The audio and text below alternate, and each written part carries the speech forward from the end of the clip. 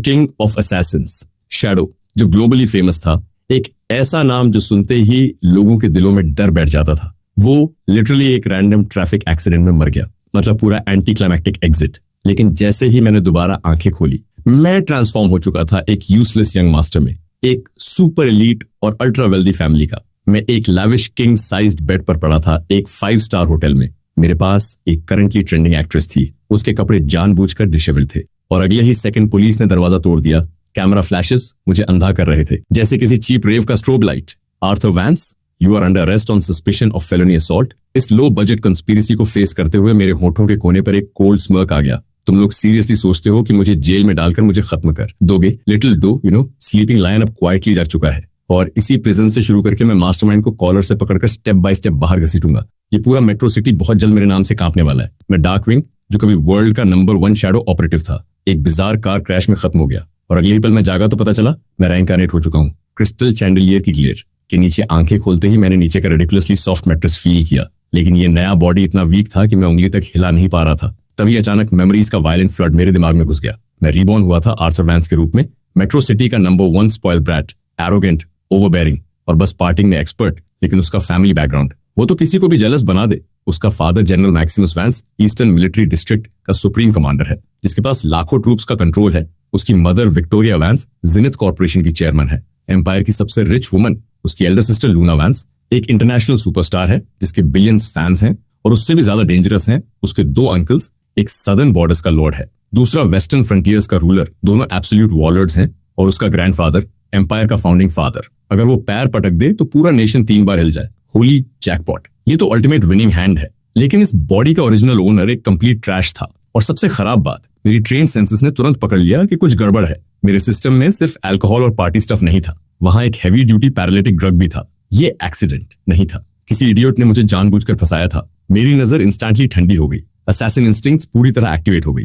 ये किसने किया? ब्रैड स्टर्सलिंग, वो जेलस न्यू मनीयर, या कोई राइजिंग स्टार जिसका स्पॉटलाइट आर्थर ने छीन लिया? जैसे ही मेरा दिमाग लाइटनिंग स्पीड से रन कर रहा था, मेरे पास का ब्लैंकेट हल्का सा हिला। मैंने धीरे से सिर घुमाया। एक वुमन स्टनिंग फिगर के साथ कवर्स के नीचे सिमटी हुई थी। उसके पेल शोल्डर्स पर सजेस्टिव मार्क्स थे, उसकी आईलैशेस हिली, वो जागने वाली थी। मेरी पिछली शैडो वाली दुनिया में वुमेन और वाइन बस एंटरटेनमेंट थे, या कभी कभी डेडली वेपन्स, और ये वुमन मेरे सामने वही नाइफ थी जो कोई मेरी पीठ में घोंप रहा था। मेरा दिमाग इंस्टेंटली पूरा स्क्रिप्ट समझ गया। वो चिल्लाएगी, बोलेगी मैंने असॉल्ट किया, रिपोर्टर्स आएंगे, फोटोज लेंगे, और परफेक्ट फ्रेम अप कंप्लीट हो जाएगा। वैंस फैमिली की रेपुटेशन खत्म। लेकिन बैड लक उनके लिए, क्योंकि अब यहाँ जो आर्थर वैंस बैठा है वो कल वाला इडियट नहीं है। और तभी जैसे क्यू मिला हो, बेड पर पड़ी वुमन स्टेला फॉक्स धीरे से आंखें खोलती है, मुझे देखते ही फेक शॉक दिखाती है, और तुरंत टेरर वाला एक्सप्रेशन ले आती है। वो अपना माउथ खोलती है एक लाउड स्क्रीम के लिए, लेकिन उसी एग्जैक्ट मोमेंट मैंने लाइटनिंग स्पीड से उसका माउथ पकड़ लिया।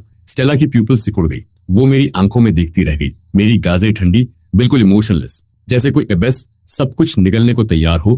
क्या यही वो स्टूपिड वैंस एयर है? मैं धीरे से उसके करीब झुका, लिप्स पर ब्लड थर्स्टी स्माइल के साथ विस्पर किया, अपनी स्क्रीम रोक कर रखो। अगर एक भी आवाज निकाली तो तुम और तुम्हारा पूरा फैमिली खत्म। सोच समझकर चिल्लाना, मैं तुम्हें 3 सेकंड्स देता हूँ। ये कहकर मैंने उसे छोड़ दिया। उसका पूरा बॉडी स्टिफ हो गया, स्क्रीम गले में ही मर गई। लेकिन उसी क्रिटिकल मोमेंट पर बैंग, रूम का दूर बाहर से तोड़ दिया गया। रिपोर्टर्स और पुलिस का स्वॉर्म अंदर घुसाया। कैमरा फ्लैशेस थंडरस्टॉर्म की तरह चलने लगे। अपने सेवियर्स को देखकर स्टेला का एक्टिंग इंस्टिंक्ट डर पर भारी पड़ गया। वो उठी, ब्लैंकेट अपने ऊपर खींचा, मेरी तरफ उंगली दिखाकर पूरी ताकत से चिल्लाई, हेल्प, ही असॉल्टेड मी। बस वही स्क्रीम फ्यूज बन गया, रूम एक्सप्लोड हो गया। क्लिक क्लिक क्लिक, रिपोर्टर्स मेरी तरफ टूट पड़े। मिस्टर वैंस, क्या ये आरोप सही है? आप कुछ कहना चाहेंगे?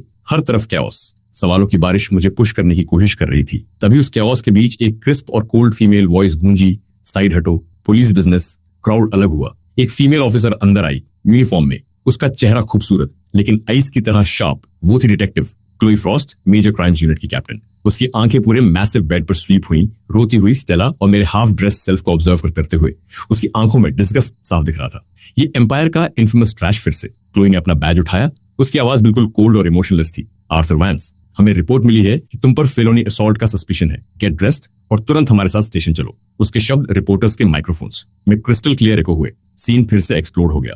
मेट्रो सिटी के टॉप प्लेबॉय का टाइटल ऑफिशियली बर्बाद हो चुका था। एक ट्रेंडिंग स्टारलेट पर असॉल्ट के आरोप में पब्लिक अरेस्ट। ये डेकेड की सबसे हॉट न्यूज बन चुकी थी। अगले पूरे 1 महीने तक हर कैमरा लेंस मुझ पर लॉक रहने वाला था। बस इस इंतजार में कि मेरे फेस पर पैनिक की एक झलक मिल जाए। लेकिन बैड लक उनके लिए, वो पूरी तरह डिसअपॉइंटेड होने वाले थे। ऐसी सिचुएशन जिसमें किसी और का सोशल डेथ हो जाता, वहां मेरा फेस एकदम काम था, जैसे कोई प्लासिड लेक। ऐसा लग रहा था जैसे ये पूरा ग्रैंड प्ले मुझसे बिल्कुल रिलेटेड ही नहीं है। मैंने धीरे से बेडशीट उठाई, उसे अपनी वेस्ट के अराउंड रैप किया और फिर फाइनली अपनी आईलिड्स उठाकर दूर पर खड़ी फीमेल कॉप को प्रॉपर्ली देखा। मेरी आंखें डरावनी हद तक काम थी। मेरा ब्रेन फुल कैपेसिटी पर हर चीज एनालाइज कर रहा था। कौन रिपोर्टर सिर्फ स्कूप के लिए आया है और कौन प्लांटेड पॉन है, कौन जस्टिस के लिए है और कौन सर्कस के लिए। स्पेशली ये कॉप, टाइमिंग बहुत परफेक्ट है, बहुत डिलिबरेट। आखिर में मेरी गेजी उस रोती हुई स्टेला पर लॉक हो गई। उसकी एक्टिंग ऑनेस्टली फिल्म एकेडमी में मास्टर क्लास दे सकती थी, लेकिन प्रॉब्लम ये थी कि उसका बॉडी लैंग्वेज स्टिफ और अननेचुरल था। उसकी आंखों में छुपा जेन्युइन फियर उसे पूरी तरह एक्सपोज कर रहा था। क्या स्लॉपी लूपहोल भरी परफॉर्मेंस थी। मेरे लिप्स पर धीरे धीरे एक मॉकिंग स्माइल आ गई। उस एक स्माइल ने वहां मौजूद हर इंसान को फ्रीज कर दिया। ये हंस क्यों रहा है? इसकी लाइफ जल रही है और ये हंस रहा है। क्लोई का फेस और भी ग्लेशियल हो गया। उसे एरोगेंट रिच किड से सबसे ज्यादा नफरत थी जो पावर अब्यूज करते हैं। वो ऑलमोस्ट बाग करते हुए बोली, what are you laughing at Arthur? Get dressed और हमारे साथ चलो। मुझे फर्क ही नहीं पड़ा। मैं धीरे से बेड से उठा, काउंटलेस लेंसेज को पूरी तरह इग्नोर करते हुए। मेरा काम और एलिगेंट डिमीनर ऐसा था जैसे मैं अपने बैकयार्ड गार्डन में कैजुअली वॉक कर रहा हूँ। ये डीप रूटेड ग्रेस मेरी प्लेबॉय इमेज से पूरी तरह ऑपोजिट थी। मैंने आराम से अपने पैंट्स पहने, क्लोई की तरफ मुड़कर अपने हैंड स्प्रिट किए। Let's go officer. मैंने हल्का सा चिन टिल्ट किया और उसके बेल्ट पर लगे हैंडकफ्स की तरफ ग्लांस किया। क्या हमें वो एक्सेसरीज भी चाहिए? मेरे लाइट टोन ने क्लोई के एंगर को पूरी तरह इग्नाइट कर दिया। उसने ऑर्डर दिया, cuff him, take him away. Click, ठंडी मेटल मेरे रिस्ट पर लॉक हो गई। रिपोर्टर्स फिर से क्रेजी हो गए। इस हिस्टोरिक मोमेंट को कैप्चर करते हुए दो ऑफिसर्स मुझे दोनों तरफ से पकड़कर बाहर ले जा रहे थे। लेकिन जैसे ही मैं बेड के पास पहुंचा जहां स्टेला बैठी थी, मेरे फुटस्टेप्स अचानक रुक गए। पीछे वाले ऑफिसर ने मुझे जोर से धक्का दिया। मूव करते रहो। मैंने ऐसे एक्ट किया जैसे सुना ही नहीं। मैंने हल्का सा सिर टिल्ट किया, फ्लैशेस के बीच थोड़ा आगे झुकते हुए। मेरे लिप्स उसकी ईयर के पास ऑलमोस्ट टच कर रहे थे। मैंने सिर्फ हम दोनों को सुनाई दे ऐसी आवाज में विस्पर किया, तुम्हारी स्क्रीम तुम्हारी एक्टिंग से थोड़ी बेटर थी। पुलिस सायरन्स मेट्रो सिटी की रात को चीर रही थी। क्रूजर के अंदर फ्रंट में बैठे दो कॉप्स पीछे की बात कर रहे थे। शश देखो, ये तो बेबी की तरह सो रहा है। कितना नर्व है इस आदमी में। ओल्डर ड्राइवर कॉफ करता है। ये अनटचेबल एलीट्स, फ्रेम्ड हो या नहीं, एक एक्ट्रेस को असॉल्ट करना इनके लिए कुछ नहीं है। एक फोन कॉल अपने पेरेंट्स को और कल चीफ खुद अपॉलॉजी देगा। यंग कॉप ने टीथ ग्राइंड किए। डैम, ऐसे स्कम को हमेशा के लिए लॉक कर देना चाहिए। लेकिन उन्हें क्या पता था कि बैक सीट में बैठा आदमी बिल्कुल सो नहीं रहा था। फॉर्मर शैडो होने के नाते अननोन एनवायरनमेंट में अलर्ट रहना इंस्टिंक्ट था। अभी मेरा ब्रेन इस पूरे ट्रैप को पीस बाय पीस डिसेक्ट कर रहा था। सबसे पहले टाइमिंग, कॉप्स और मीडिया बिल्कुल सिंक्रोनाइज थे उस वुमन की स्क्रीम के साथ। इसका मतलब कम से कम दो ग्रुप्स बाहर वेट कर रहे थे सिग्नल के लिए। ये पूरी तरह प्रीमेडिटेटेड लाइव स्ट्रीम इवेंट था। दूसरा चार्ज, एक ऐसा फेलोनी जो इंस्टेंटली पब्लिक फिगर की रेपुटेशन डिस्ट्रॉय कर देता है। विटनेसेस और एविडेंस के साथ पब्लिक ओपिनियन मैनिपुलेट करना। मैं चाहे होली रिवर में जंप कर जाऊं, ये दाग साफ नहीं होता। एक फेटल स्ट्राइक। तीसरा, मीडिया सिर्फ एक दो आउटलेट्स नहीं बल्कि पूरा फ्लीट मास्टरमाइंड के पास मैसिव रिसोर्सेज हैं और साइकोलॉजिकल वॉरफेयर में एक्सपर्ट है। उन्हें ट्रूथ की जरूरत नहीं, बस प्रेडेटर का लेबल मेरे फोरहेड पर चिपका देना है। टाइमिंग, चार्जेस, पब्लिक ओपिनियन, एक tight 3 hit combo. Trap almost perfect था, लेकिन एग्जीक्यूशन इतना अमेट्रिश था कि शेम आ जाए। अंडरवर्ल्ड के किंग की नजर में ये टॉडलर की डूडल जैसा था। प्लॉट होल से भरा हुआ। रियल एपेक्स प्लेयर्स टारगेट्स को बिना ट्रेस के खत्म करते हैं। ये सेटअप बहुत लो क्लास था और यही मास्टरमाइंड की फेटल फ्लॉ दिखा रहा था। वो डेस्परेट थे मुझे इंस्टेंटली खत्म करने के लिए। Desperate suspect list drastically shrink हो गई। ये मेट्रो सिटी की कोई नई राइजिंग फैमिली ही हो सकती है जो टॉप स्पॉट ग्रैब करना चाहती है। और तभी मेरे मेमोरी के डेप्थ से एक नाम लाइटनिंग की तरह फ्लैश हुआ। Brad Sterling. स्टर्लिंग फैमिली का एयर, सिटी का नया पैसा वाला खिलाड़ी। अंधेरे में मेरे लिप्स हल्के से कर्ल हुए। इट्स हिम, यही है। ये ब्रैड नाम का बंदा हमेशा मुझसे कॉम्पीट करने की कोशिश करता था और हर बार मैं उसे अपनी प्योर एरोगेंट वेल्थ से क्रश कर देता था। एक हफ्ता पहले हम एक वॉच के लिए बिड कर रहे थे। ब्रैड 30 मिलियन तक गया और मैंने कैजुअली 1 बिलियन फेंक दी और वो वॉच एक रैंडम डेट को ट्रिंकेट की तरह दे दी। उस रात ब्रैड के फेस से वेनम टपक रहा था। उसके पास मोटिव, उसके पास रिसोर्सेस थे। एक एम्बिशियस एयर जो चीप टैक्टिक्स यूज करता है। प्रोफाइल पूरी तरह मैच कर रहा था। आह, तो ये तू है। अब बाकी सब इजी है। पुलिस कार धीरे हुई। हम मेट्रो सिटी प्रीसिंक्ट पहुंच गए।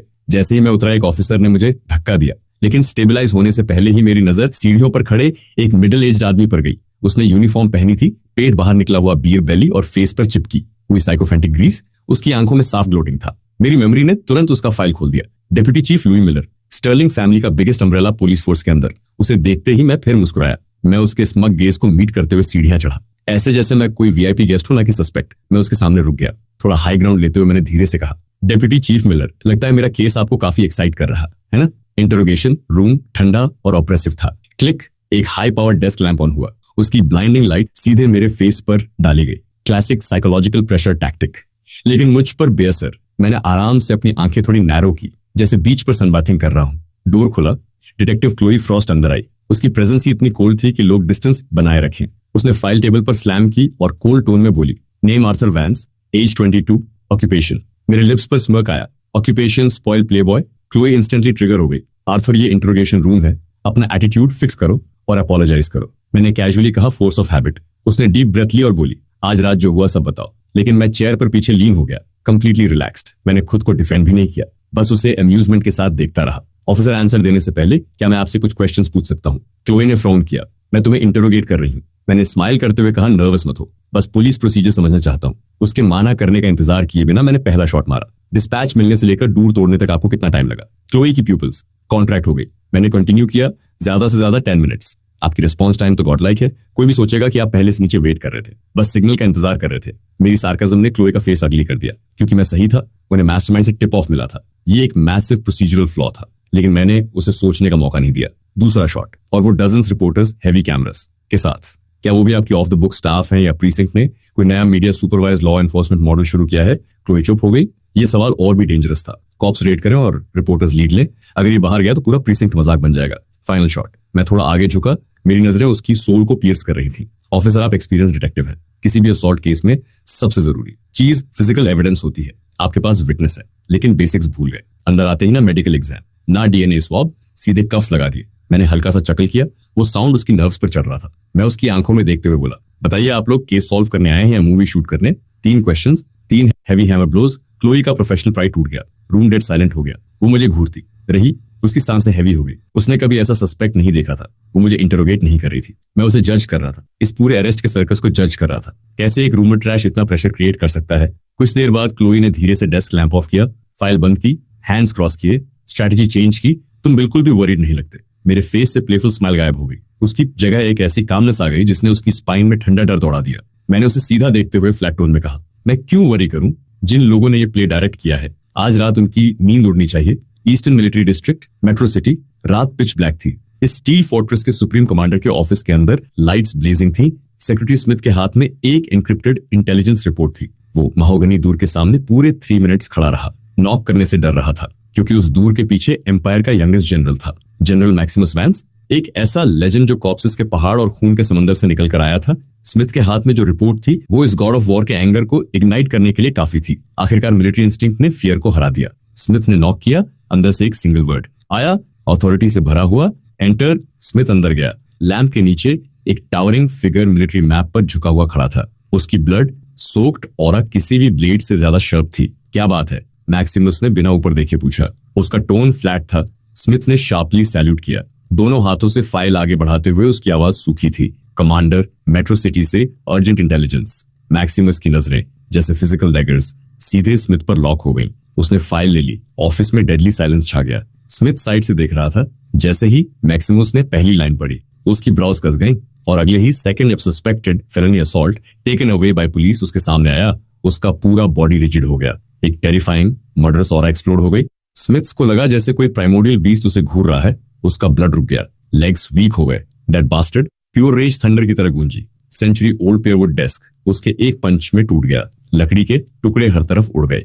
रिपोर्ट मरोड़कर बॉल बना दी गई। मेरा फेस वैंस फैमिली की ऑनर पूरी तरह मिट्टी में मिला दी। उसने मैक्सिमस अचानक खड़ा हुआ। रूम में ऐसे पेस करने लगा जैसे एक फुली एनरेज्ड लायन। उसने अपनी हाफ लाइफ बैटलफील्ड में गुजारी थी, ग्लोरियस मेरिट्स हासिल किए थे, और बदले में ऐसा यूजलेस सन असॉल्ट। ये एम्पायर के लॉस की बॉटम लाइन क्रॉस कर गया था। उसके चेस्ट में रेज की आग भड़क रही थी। वो अभी मेट्रो सिटी जाकर अपने ही बेटे को शूट करना चाहता था, लेकिन जैसे ही उसका एंगर पीक पर पहुंचा, उसकी ब्लडशॉट टाइगर जैसी आंखें अचानक ट्विच हुई। उसकी नजर वॉल पर लगी कॉलीग्राफी पर पड़ी। Strict discipline, leading by example. उन वर्ड्स ने उसके अंदर इरप्ट होने वाले वॉल्केनो को इंस्टेंटली सप्रेस कर दिया। सालों की मिलिट्री लाइफ ने उसका सेल्फ कंट्रोल सुपर ह्यूमन बना दिया था। मैक्सिमस ने धीरे से डीप ब्रेथ लिया। उसकी आंखों का रेड फेड हो गया और उसकी जगह एक एबेस जैसी कोल्डनेस आ गई। उसे पता था वो इमोशंस पर एक्ट नहीं कर सकता। सुप्रीम कमांडर होने के नाते वो मिलिट्री पावर यूज करके जस्टिस में इंटरफेयर नहीं कर सकता। पॉलिटिकल बैकलैश पहाड़ जैसा होता, ये सोचकर वो वापस बैठ गया। उसकी सीधी पीठ में अब हल्की सी थकान और हेल्पलेसनेस दिख रही थी। आयरन जनरल आखिर में बस एक फादर था जो अपने डिसअपॉइंटिंग सॉन से डील कर रहा था। उसने स्मिथ की तरफ देखा। उसकी आवाज फिर काम थी, लेकिन और भी ज्यादा dangerous leave yes commander. Smith almost भागते हुए बाहर निकल गया। अब विशाल ऑफिस में अकेला मैक्सिमस ने एनक्रिप्टेड रेड फोन उठाया। वो नंबर डायल किया जिसे कॉल करना वो सबसे कम चाहता था। लाइन कनेक्ट हुई। एक क्रिस्प थोड़ी लेजी फीमेल वॉइस आई। मैक्स, इतनी देर बेस पे कुछ हुआ क्या? उसकी आवाज सुनकर टफ जनरल के फेस पर बिटर एक्सप्रेशन आया। विक्टोरिया, मैं हूं, बात फैमिली की है। वो रुका, अपनी काल्मनेस टोन में बोला, हमारा वो इडियट बेटा मेट्रो सिटी में एलिजिडली एक एक्ट्रेस पर असॉल्ट के केस में अरेस्ट हो गया है। दूसरी तरफ 10 सेकंड्स तक डेड साइलेंस रहा। मैक्सिमस इमेजिन कर सकता था कि नॉर्मली ब्रीजी बिजनेस एम्प्रेस का फेस कितना कोल्ड हो गया होगा। आई अंडरस्टैंड, तुम्हारे लिए इंटरवीन करना इनकन्वीनियंट है। विक्टोरिया की आवाज वापस आई। अब लेजीनेस गायब थी, उसकी जगह बोन चिलिंग फ्रॉस्ट थी। इसे मुझ पर छोड़ दो। मैक्सिमस रुका। उसकी आवाज कॉम्प्लेक्स थी। तुमने उसे बचपन से स्पॉइल किया है। अगर ये सच है तो कोई उसे बचा नहीं सकता। हमारी फैमिली ये डिसग्रेस अफोर्ड नहीं कर सकती। I know. जैसे ही मैक्सिमस कॉल कट करने वाला था, उसका फादर इंस्टिंक्ट जाग गया। वो माइक के करीब झुका। उसकी आवाज हर वर्ड के साथ सप्रेस किलिंग इंटेंट से भरी थी। विक्टोरिया, पता लगाओ कि शैडोज में कौन खेल खेल रहा है। मेरा बेटा चाहे स्क्रैप मेटल ही क्यों ना हो, आउटसाइडर्स को उसे कुचलने का कोई हक नहीं है। क्लिक, कॉल खत्म हो गई। विक्टोरिया वैंस फोन हाथ में लिए खड़ी रही। उसका ऑफिस मेट्रो सिटी के सबसे ऊपर जेनिथ कॉर्पोरेशन के हेडक्वार्टर्स के टॉप फ्लोर पर था। बाहर सिटी लाइट्स मिल्की वे की तरह चमक रही थी, लेकिन इस वक्त उसके फेस की आखिरी वार्मथ भी खत्म हो गई। उसकी जगह फ्रीजिंग टंड्रा आ गई। उसके हस्बैंड के लास्ट वर्ड्स उसके दिमाग में एचो कर रहे थे। मेरा बेटा आर्थर, मैं उसे डांट सकती हूँ, मार सकती हूँ, उससे डिसअपॉइंटेड हो सकती हूँ, लेकिन क्या दूसरों को हक है? उसने धीरे से फोन रख दिया, जैसे कोई स्विच दबा हो, एक ऐसा स्विच जो पूरे कमर्शियल एम्पायर को हिला दे। विक्टोरिया धीरे से मुड़ी। उसकी फीनिक्स आईज में कोई इमोशन नहीं था, बस एक कोल्ड गजे जो मॉर्टल्स को नीचे देख रही थी। जैसे 10 साल से सोया हुआ ग्लेशियर अब जाग रहा हो। उसने चिल्लाया नहीं, बस अपना स्लेंडर फिंगर बढ़ाकर डेस्क पर लगे रेड बटन को प्रेस किया। एक ऐसा बटन जिसे वो नॉर्मली कभी यूज नहीं करती। एक सेकंड बाद उसकी चीफ सेक्रेटरी अंदर दौड़ती हुई आई। ऑलमोस्ट वर्शिप वाली पोस्चर में झुककर जोर से सांस लेने की भी हिम्मत नहीं कर रही थी, क्योंकि आज चेयरमैन एक डिवाइन सोर्ड की तरह थी जो अभी शीट से बाहर निकली है। विक्टोरिया ने उसकी तरफ देखा भी नहीं।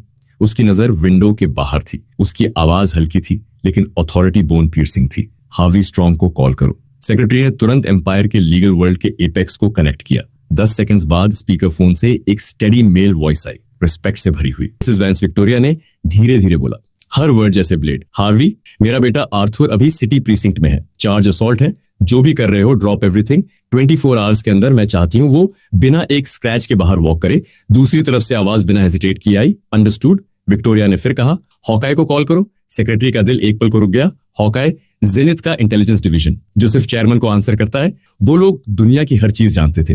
ये डिवीजन पूरे 5 साल से एक्टिवेट नहीं हुआ था। लाइन कनेक्ट हुई। रोबोटिक वॉइस आई, Hawkeye awaits your command. Victoria की आवाज और कोल्ड हो गई। Actress Stella Fox, cops Chloe Frost और लुइस मिलर, तुम्हारे पास 1 आवर है। मुझे इनके जन्म से लेकर कल रात डिनर में क्या खाया तक हर फाइल चाहिए। सब कुछ मेरी डेस्क पर, उनसे जुड़े हर डिटेल। एक भी क्लू मिस मत करना। Order received. कॉल तुरंत कट हो गया। सिर्फ इन 2 कॉल्स की वजह से मेट्रो सिटी के अंडरबेली में एक मॉन्स्टर्स सुनामी उठने लगी। जेनिथ का massive commercial machine full speed पर घूमने लगा। सिर्फ एम्प्रेस के एक सेंटेंस से इमरजेंसी लीगल टीम्स ऐसे प्रीसिंक्ट की तरफ दौड़े जैसे शार्क्स ब्लड स्मेल करके दौड़ते हैं। पीआर डिपार्टमेंट ने हाईएस्ट प्रोटोकॉल एक्टिवेट कर दिया। मीडिया स्टॉर्म के लिए रेडी होते हुए काउंटलेस फाइनेंशियल मॉन्स्टर्स जो अब तक सो रहे थे धीरे धीरे जाग गए। एम्प्रेस के अगले कमांड का इंतजार करते हुए सेक्रेटरी साइड में खड़ी सांस रोके देख रही थी। 10 साल से विक्टोरिया के साथ थी और सिर्फ एक बार उसने चेयरमैन को ऐसा देखा था। 10 साल पहले जब फॉरेन कैपिटल ने जेनिथ को एग्रेसिवली घेरा था, उस टाइम एक Wall Street shark overnight bankrupt होकर बिल्डिंग से कूद गया था। इस बार किसने स्लीपिंग एम्प्रेस को प्रोवोक किया? Victoria floor to ceiling window के पास खड़ी थी, एक लोनली सिलुएट, लेकिन पूरी दुनिया पर रूल करती हुई। वो सिटी को ऐसे देख रही थी जैसे अपना चेस बोर्ड हो। चेयरमैन कोई और इंस्ट्रक्शंस? विक्टोरिया ने मुड़े बिना फ्लैट टोन में कहा, बोर्ड को नोटिफाई करो। स्टर्लिंग ग्रुप के साथ सारे कोलैबोरेशंस इमीडिएटली सस्पेंड। उसी वक्त यूरोप के रोम में इंपीरियल रेड स्टूडियोज के स्पॉटलाइट के नीचे एक वुमन खड़ी थी, जिसकी प्रेजेंस ही अलग दुनिया बना देती थी। उसका चेहरा ऐसा कि फूल भी शर्म से झुक जाएं। उसकी ऑरा आइस गॉडेस जैसी कोल्ड थी। उसकी एक स्माइल या फ्राउन लोगों की सोल हिला दे। वो थी लूना वैंस, एम्पायर की बेस्ट एक्ट्रेस, जिसने 3 मेजर इंटरनेशनल फिल्म फेस्टिवल्स में ग्रैंड स्लैम जीता था। 3 बिलियन ग्लोबल फैंस वाली लेजेंड। जैसे ही डायरेक्टर ने कट कहा, उसके चेहरे का सौरव गायब हो गया और यूजुअल एलूफनेस लौट आई। असिस्टेंट कोट और वार्म वाटर लेकर दौड़ा। डायरेक्टर जेम्स उसकी एक्टिंग की तारीफ करता रहा। Luna, your acting is truly god's masterpiece. लेकिन लूना ने बस पॉलिटली नोट किया। एलूफ रहना ही उसका ब्रांड था। वो रेस्ट एरिया की तरफ गई। आंखें बंद करने ही वाली थी कि उसकी मैनेजर और सिस्टर मैरी फोन लेकर दौड़ी। मैरी का फेस अनप्रेसिडेंटेड पैनिक से भरा था। लूना, उसकी आवाज सूखी थी। लूना ने धीरे से आंखें खोली। उसकी काम गाजे में हल्का कंफ्यूजन। मैरी 10 साल से उसके साथ थी। पहाड़ टूट जाए तब भी एक्सप्रेशन नहीं बदलती। क्या हुआ? मैरी ने डीप ब्रेथ लेकर फोन दिया। स्क्रीन पर एम्पायर के बिगेस्ट पोर्टल की ब्रेकिंग न्यूज थी। बोल्ड हेडलाइन सीधे लूना की आंखों में चुभी। Playboy Arthur Vance arrested on scene for suspected assault of trending starlet Stella Fox. Luna का दिमाग ब्लैंक हो गया, जैसे बॉम्ब फटा हो। फोन उसके हाथ से गिर गया। सब लोग शॉक्ड होकर देखने लगे कि हमेशा एलिगेंट गॉडेस अपना कंपोजर कैसे खो बैठी। मैरी का दिल डूब गया। सब खत्म। उसका वर्स्ट फियर सच हो गया। आर्थर लूना की ओनली वीकनेस था, उसका रिवर्स स्केल। पूरी दुनिया जानती थी लूना कोल्ड है, लेकिन मैरी जानती थी कि अंदर से वो अपने भाई के लिए प्रोटेक्टिव डीमन है। 3 सेकंड्स के लिए टाइम फ्रीज हो गया। फिर लूना धीरे से झुकी और फोन उठाया। जब उसने ऊपर देखा तो उसके फेस से हर इमोशन गायब था। उसकी जगह एक ऐसी फ्रीजिंग चिल थी जिससे मैरी भी डर गई। अगर पहले लूना आइसबर्ग थी तो वो 10,000 फुट गहरी बर्फ थी जो पूरी लाइफ फ्रीज कर दे। उसने धीमी लेकिन आयरन जैसी फर्म आवाज में कहा, मेरा भाई ये नहीं कर सकता। वो इडियट है, प्लेबॉय है, एरोगेंट है, लेकिन वो स्कम नहीं है। उसे प्रूफ की जरूरत नहीं थी। उसे अपने भाई पर ब्लाइंड ट्रस्ट था। कोई उसे फ्रेम कर रहा है। उसकी आंखों में किलिंग इंटेंट चमका, न पैनिक न टीयर्स। उसने अपना प्राइवेट फोन निकाला। उसकी कैमनेस और डिसिसिवनेस ने मैरी को हिला दिया। यही है वैंस फैमिली का असली फेस। उसका पहला कॉल एम्पायर के मीडिया मोगल को गया। स्टारलाइट एंटरटेनमेंट के चेयरमैन रिचर्ड क्लार्क। दूसरी तरफ से हार्टी लाफ आया, लूना तुम बिजी रहते हुए भी अंकल रिचर्ड को कॉल कर रही हो, काफी रेयर है। लूना ने कोई स्मॉल टॉक नहीं किया। अंकल रिचर्ड, आपने मेरे ब्रदर की न्यूज देखी, उसे सप्रेस करो। उसका टोन रिक्वेस्ट नहीं था, वो एक नोटिफिकेशन था। रिचर्ड एक पल रुका, फिर बिटर स्माइल आई। लूना, ये कोई छोटी बात नहीं है। सीन, विटनेस, एविडेंस सब मौजूद है। चाहकर भी इसे सप्रेस नहीं कर सकते। लूना की आवाज और कोल्ड हो गई। मैंने कहा सप्रेस करो। सभी पोर्टल्स, सभी सोशल मीडिया, सभी शॉर्ट वीडियो प्लेटफॉर्म्स। 10 मिनट्स के अंदर मुझे मेरे ब्रदर के खिलाफ एक भी नेगेटिव न्यूज नहीं दिखनी चाहिए। अंकल रिचर्ड, मुझे परफेक्टली पता है इस इंडस्ट्री में पैसा और पावर सब कुछ दबा सकते हैं, आप कर सकते हैं। साइलेंस छा गया। रिचर्ड को महसूस हुआ आज लूना अलग है। ये वही ऑरा था जो उसने सिर्फ उसके फादर में महसूस किया था। उसने साई किया, ठीक है, अंकल हेल्प करेगा। इसे तुम्हारे फादर का फेवर समझ लो। Thank you. लूना ने कॉल तुरंत कट कर दिया। उसने तुरंत दूसरा कॉल किया, फिर तीसरा, फिर चौथा। हर कॉल मीडिया, पब्लिक ओपिनियन और टॉप पॉलिटिकल फिगर्स के की लोगों को था। उसने कहीं भी फैमिली नेम यूज नहीं किया, सिर्फ लूना वैंस का नाम और वो टेरिफाइंग नेटवर्क जो उसने 10 साल में बिल्ड किया था। कॉल्स खत्म करके वो अचानक खड़ी हो गई। मैरी, डायरेक्टर जेम्स को बोलो मैं बाकी सीन्स शूट नहीं कर रही। मैरी शॉक हो गई। क्या लूना, तुम पागल हो? ये जेम्स की फिल्म है। कॉन्ट्रैक्ट तोड़ने का पेनल्टी एस्ट्रोनॉमिकल है और तुम्हारी इंटरनेशनल रेपुटेशन। लूना ने स्नीर किया और उसे काटते हुए बोली, मेरा भाई अभी मिट्टी में मिलाया जा रहा है। मुझे किसी इल्यूजनरी रेपुटेशन की परवाह नहीं। मैं लूना वैंस इस पेडेस्टल पर इसलिए नहीं खड़ी क्योंकि किसी ने मुझे यहाँ रखा। मैं खुद चढ़कर आई हूँ। आज चढ़ी हूँ तो कल जीरो से फिर चढ़ जाऊंगी। लेकिन मेरा सिर्फ एक भाई। उसके डोमिनेटिंग वर्ड्स ने मैरी को चुप करा दिया। तभी डायरेक्टर जेम्स कुछ गड़बड़ समझकर पास आया। लूना, क्या हो रहा है? तुम ठीक नहीं लग रही। लूना ने फ्लुएंट काम इंग्लिश में कहा, I am very sorry director James, एक अर्जेंट फैमिली मैटर आ गया है तो तुरंत जाना होगा। मैं शूट कंटिन्यू नहीं कर सकती। जेम्स का फेस बदल गया। क्या बोल रही हो तुम? पूरी क्रू तुम्हारा वेट कर रही है। अभी जाना मतलब breach of contract. International director के रेज के सामने लूना बस कामली उसे देखती रही। अगले ही सेकंड वो मुड़ी और बाहर चली गई। उसी वक्त उसने अपने प्राइवेट असिस्टेंट को कॉल किया। पीछे जेम्स की चिल्लाहट और मैरी की आवाज को कंप्लीटली इग्नोर करते हुए उसकी वॉइस एक अनक्वेश्चनेबल क्वीन कमांड थी। मेरे लिए अर्लीस्ट प्राइवेट जेट बुक करो। डायरेक्टर को बता दो कॉन्ट्रैक्ट ब्रेक कर रहे हैं। जो पेनल्टी होगी पे करूंगी। मेरा भाई ट्रबल में है, मुझे अभी वापस जाना है। उसी समय मैं प्रिजन यूनिफॉर्म पहन चुका था। मेरा brand new $10,000 of $1000 bespoke suit floor पर ऐसे पड़ा था जैसे गार्बेज। अगले ही सेकंड एक गार्ड ने बातों से मेरी चेस्ट पोकी की। उसके फेस पर गंदी खुशी थी। Young master Vance, deputy chief Miller ने स्पेशली कहा है आपका एक्स्ट्रा केयर लेना है। उसने केयर वर्ड को जोर देकर बोला। बाकी गार्ड्स हंस पड़े। उनका इंटेंशन साफ था, मेरे एरोगेंट बोन्स तोड़ना। लेकिन इस खुले थ्रेट के सामने भी मेरे फेस पर कोई रिएक्शन नहीं था। मैंने पोलाइटली नोट किया, then I will be troubling you. मेरी कामनेस ने गार्ड को और इरिटेट कर दिया। एक यूजलेस रिच किड इन पर आकर भी एटीट्यूड दिखा रहा है। उसने बॉटम पॉइंट किया। उसकी आवाज आइस कोल्ड थी। इसे ब्लॉक सी सेल 303 में डालो। गार्ड्स के चेहरे पर सिनिस्टर स्माइल आ गई। ब्लॉक सी, जहां मर्डरर्स, रॉबर्स और कार्टेल बॉसेस रहते हैं, खून से सने लोग।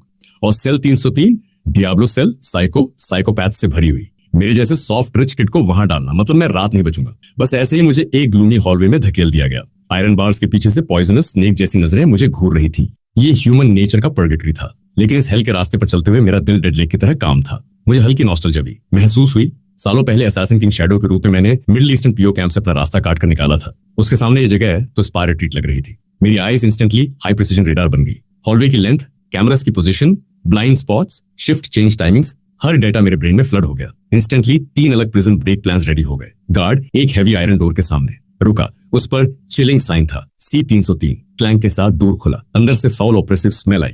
गार्ड ने मुझे जोर से धक्का दिया। Enjoy your new home young master. Slam. Door बंद हो गया। बाहर की दुनिया से कनेक्शन कट। सेल में डेड साइलेंस। डजन से ज्यादा आईज मुझ पर ऐसे गड़ी जैसे पॉइजन नाइव्स। 20 की एक्साइटेड क्रूल गाजे। मैंने एक्सप्रेशनलेस होकर रूम स्कैन किया। बैरली 300 स्क्वायर फीट का room. 15 massive muscular inmates, scars, aggressive tattoos, savage faces. कोई कार्ड्स खेल रहा था, कोई पुशअप्स कर रहा था। लेकिन जैसे ही मैं अंदर आया सब रुक गए। हवा भारी हो गई। ये हैजिंग शुरू हो चुका था। तभी सबसे अंदर वाले बंक पर बैठा एक बॉल्ड आदमी धीरे से उठा। लगभग 6'3", उभरी हुई मसल्स, उसके शोल्डर्स पर ब्लैक ड्रैगन टैटू, पूरा लुक ही डेंजरस। यही था डियाब्लो सेल का बॉस, वॉल्ट क्रेग। वो नंगे पैर नीचे कूदा और धीरे धीरे मेरी तरफ चला। उसके पीछे उसके लैकीज लाइन बनाकर खड़े हो गए। सेमी सर्कल बनाते हुए मेरी रिट्रीट पूरी तरह ब्लॉक कर दी।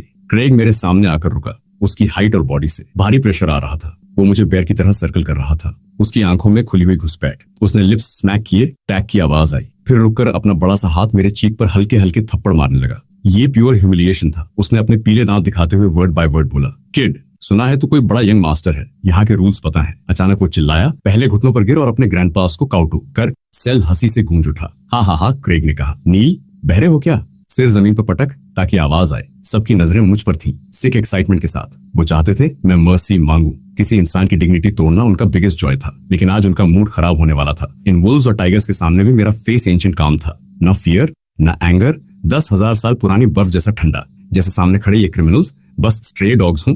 मेरी एक्सट्रीम कामनेस ने उनकी हंसी धीमी कर दी। उन्हें लगा कुछ ऑफ है। एक स्ट्रेंज बोन चिलिंग ऑरा मुझसे निकल रही थी। ये नया लड़का क्रीपी है। क्रेग की स्माइल स्टिफ हो गई। मेरी आईज उसे ऐसे देख रही थी जैसे वो ऑलरेडी डेड हो। ये सबसे बड़ा प्रोवोकेशन था। हे किड, मैं तुझसे बात कर रहा हूँ। बहरे हो क्या? उसकी पेशेंस खत्म हो गई। उसकी आंखों में विशियस लाइट चमकी। जो हाथ मेरे फेस पर, इस टाइम से वो पीछे गया। उसने पूरी ताकत से मेरे फेस पर स्विंग किया। हवा चीरती आवाज के साथ सब लोग इंतजार कर रहे थे कि मेरा चेहरा चकनाचूर हो जाए।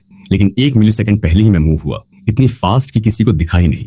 बस एक ब्लर। किसी ने नहीं देखा मैंने कैसे मूव किया या स्ट्राइक किया। उन्होंने सिर्फ रिजल्ट देखा। उसका हाथ मेरे फेस से 1 इंच पहले रुक गया। एक हैंड ने उसे पकड़ लिया था। एक स्लिम लेकिन फर्म हैंड, जैसे स्टील वाइस। क्रेग की स्माइल फ्रीज हो गई, शॉक में बदल गई। उसने इंस्टिंक्टिवली हाथ खींचने की कोशिश की, लेकिन उसकी आयरन बेंडिंग स्ट्रेंथ भी मेरे ग्रिप को 1 मिलीमीटर नहीं हिला पाई, जैसे वेल्ड हो गया हो। ये कैसे पॉसिबल है? उसका ब्रेन शॉर्ट सर्किट हो रहा था। उसी वक्त मैंने अपना दूसरा हाथ उठाया और शोल्डर से इमेजिनरी डस्ट झाड़ा। फिर मैंने उसकी तरफ देखा। मेरी काम आइज में अब हल्की सी इमोशन थी। एंगर नहीं, किलिंग इंटेंट नहीं, बस नॉइजी ट्रैश के लिए डिस्गस्ट। बहुत शोर कर रहा है, मैंने सॉफ्टली कहा। और जैसे ही वर्ड्स गिरे मैंने उसके रिस्ट को ट्विस्ट किया। क्रैक, बोन टूटने की क्लियर आवाज पूरे सेल में गूंजी। सबकी रीढ़ में सिहरन दौड़ गई। अगली ही सेकंड क्रेग के मुंह से पिग स्लॉटर जैसी चीख निकली। सबकी आंखें फट गईं। उसका मोटा राइट आर्म अननेचुरल एंगल में मुड़ा हुआ था। व्हाइट बोन स्किन को चीरकर बाहर दिख रहा था। बस एक मूव और 303 का किंग, जिसका दावा था वो एक पंच में बुल गिरा सकता है। उसका आर्म इंस्टेंटली क्रिपल्ड। सब शॉक में जम गए, लेकिन मैं रुका नहीं।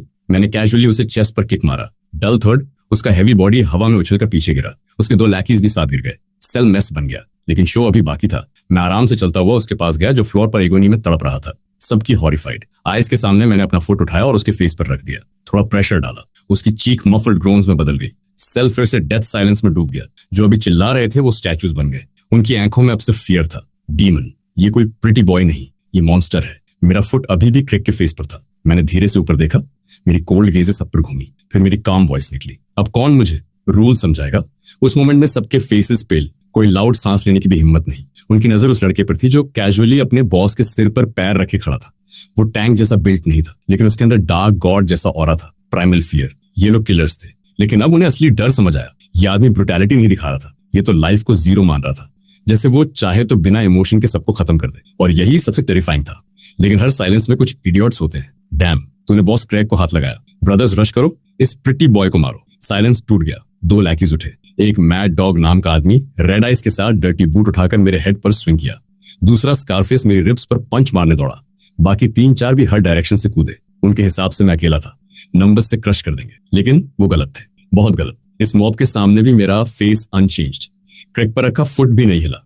जैसे ही मैड डॉग का बूट मेरे हेड पर आने वाला था, मैं मूव हुआ। बॉडी फैंटम की तरह शिफ्ट हुई, बस थोड़ा लीन करके अटैक डॉज। अगले ही सेकंड मेरा राइट एल्बो पीछे की तरफ वाइपर की तरह स्ट्राइक हुआ, सीधे मैड डॉग के चेस्ट पर। क्रैक, उसकी रिब्स टूट गई। वो हवा में ब्लड उगलता हुआ पीछे जा गिरा। साथ ही उसी पल स्कारफेस का फिस्ट मेरी तरफ आ गया, लेकिन जैसे मेरी बैक साइड पर भी आंखें लगी हूं।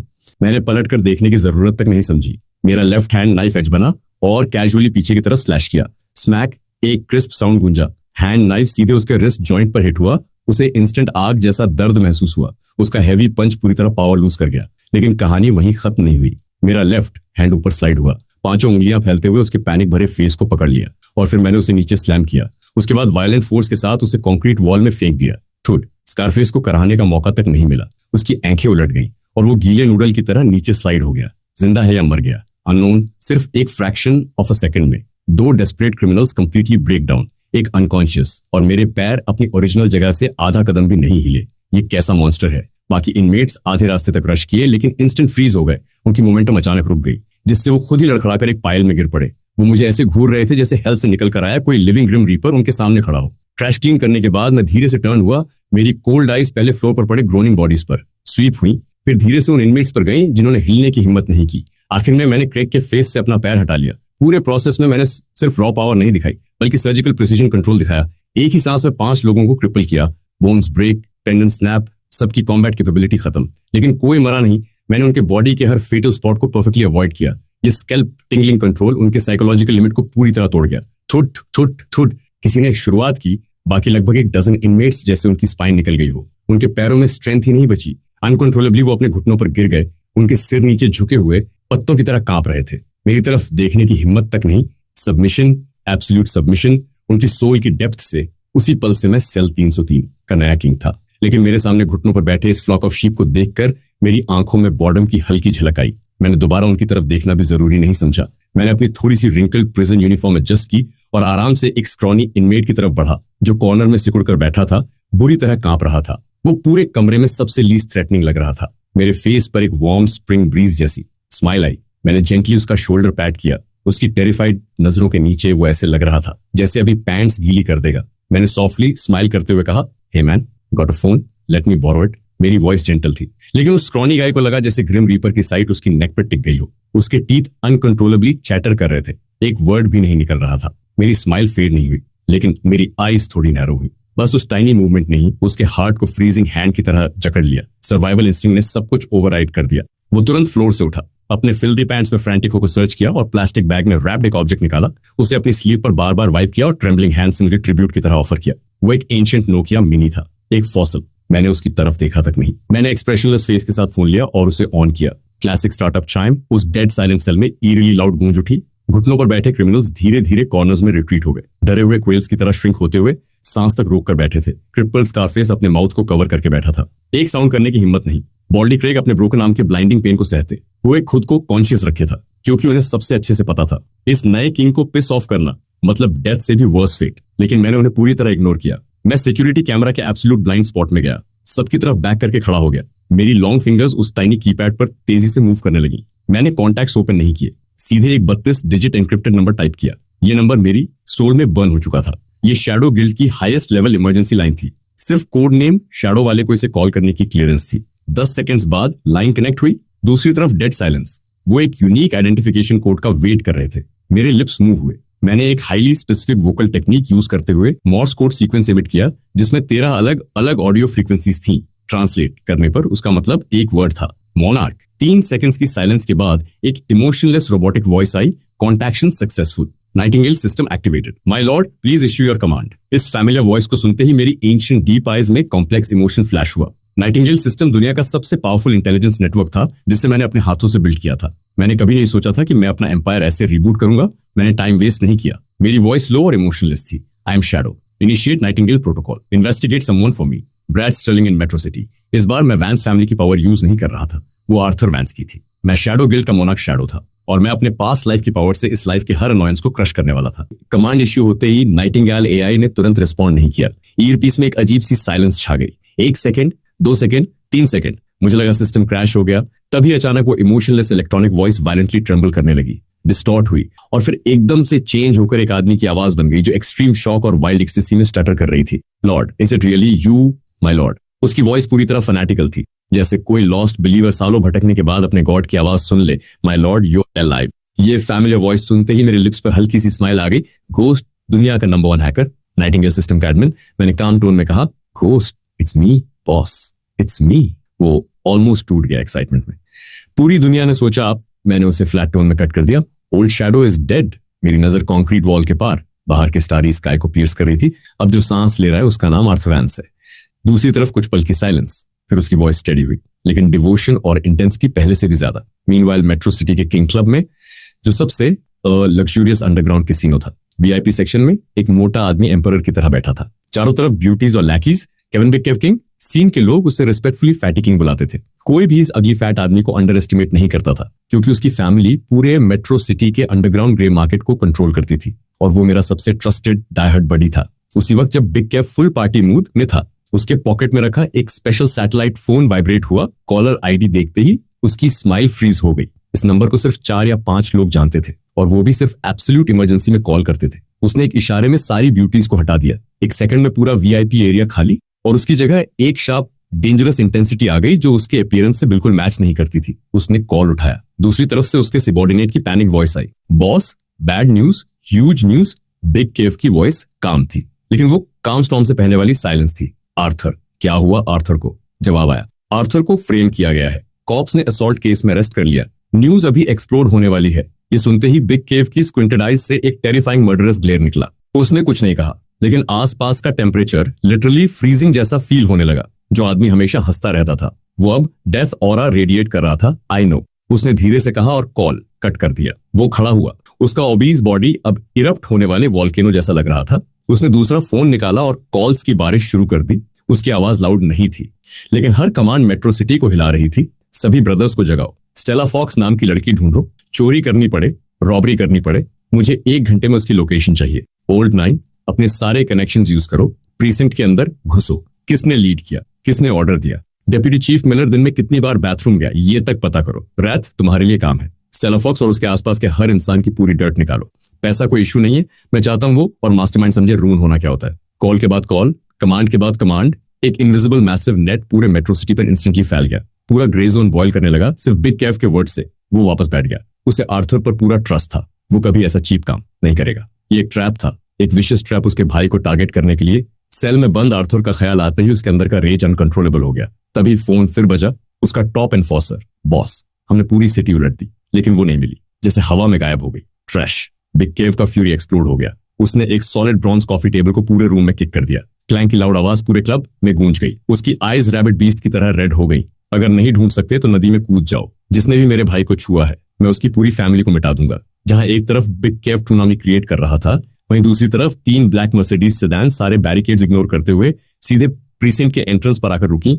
डोर्स खुले। 7 या 8 elite professionals high and suits में बाहर निकले। उनकी गाजे ईगल जैसी शार्प और ऑरा इतना ओवरवेलमिंग कि गेट गार्ड्स को सफोकेशन फील होने लगा। उनके आगे एक मिडिल एज्ड आदमी गोल्ड रिम्ड ग्लासेस में, एलिगेंट लेकिन आइज नाइफ्स जैसी sharp, Harvey strong, legal world का लेजेंड, जिसने अपने डेब्यू से आज तक एक भी केस नहीं हारा।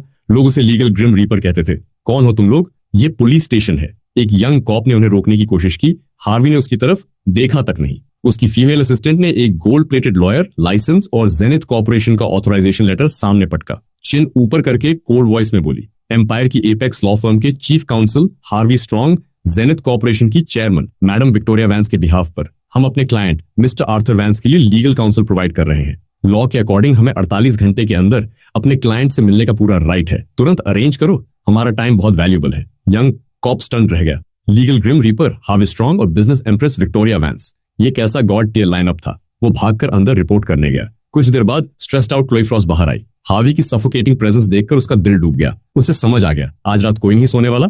मिस्टर स्ट्रॉन्ग, आपके बारे में बहुत सुना है। हार्वी ने सीधे बात काट दी।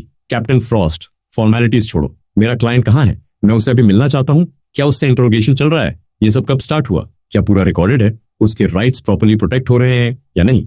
ऐसे प्रोफेशनल बुलेट जैसे सवालों की बैरेज ने क्लोई को लिटरली ब्रेथलेस कर दिया। उसे मानना पड़ा कि वो हार्वी को ब्लॉक नहीं कर सकती। उसने हार मानते हुए कहा, follow me to the interview room. और फाइनली हार्वी की आर्थर से मुलाकात हुई। एक ही नजर में हार्वी के माइंड में सरप्राइज फ्लैश हुआ। उसके सामने बैठा ये यंग मैन प्रिजन क्लोथ्स और हैंडकफ्स में था, लेकिन उसकी पोस्चर स्ट्रेट, काम और कंपोज थी। न कोई डिस्पेयर, न पैनिक, जैसे उसकी लाइफ खत्म हो चुकी हो, ऐसा कोई साइन नहीं। उसका रिलैक्स डिमीनर उन बिलियनियर टाइकून्स से भी डीप था जिनसे हार्वी मिल चुका था। क्या ये वही सो कॉल्ड यूजलेस प्लेबॉय है? हार्वी ने अपने सरप्राइज को सप्रेस किया और सामने बैठ गया। मिस्टर वैंस, हेलो, मैं हार्वी स्ट्रॉन्ग हूँ। मैडम विक्टोरिया द्वारा आपका लीगल रिप्रेजेंटेटिव अपॉइंट किया गया हूँ। आर्थर ने ऊपर देखा, उसे इवैल्यूएट किया।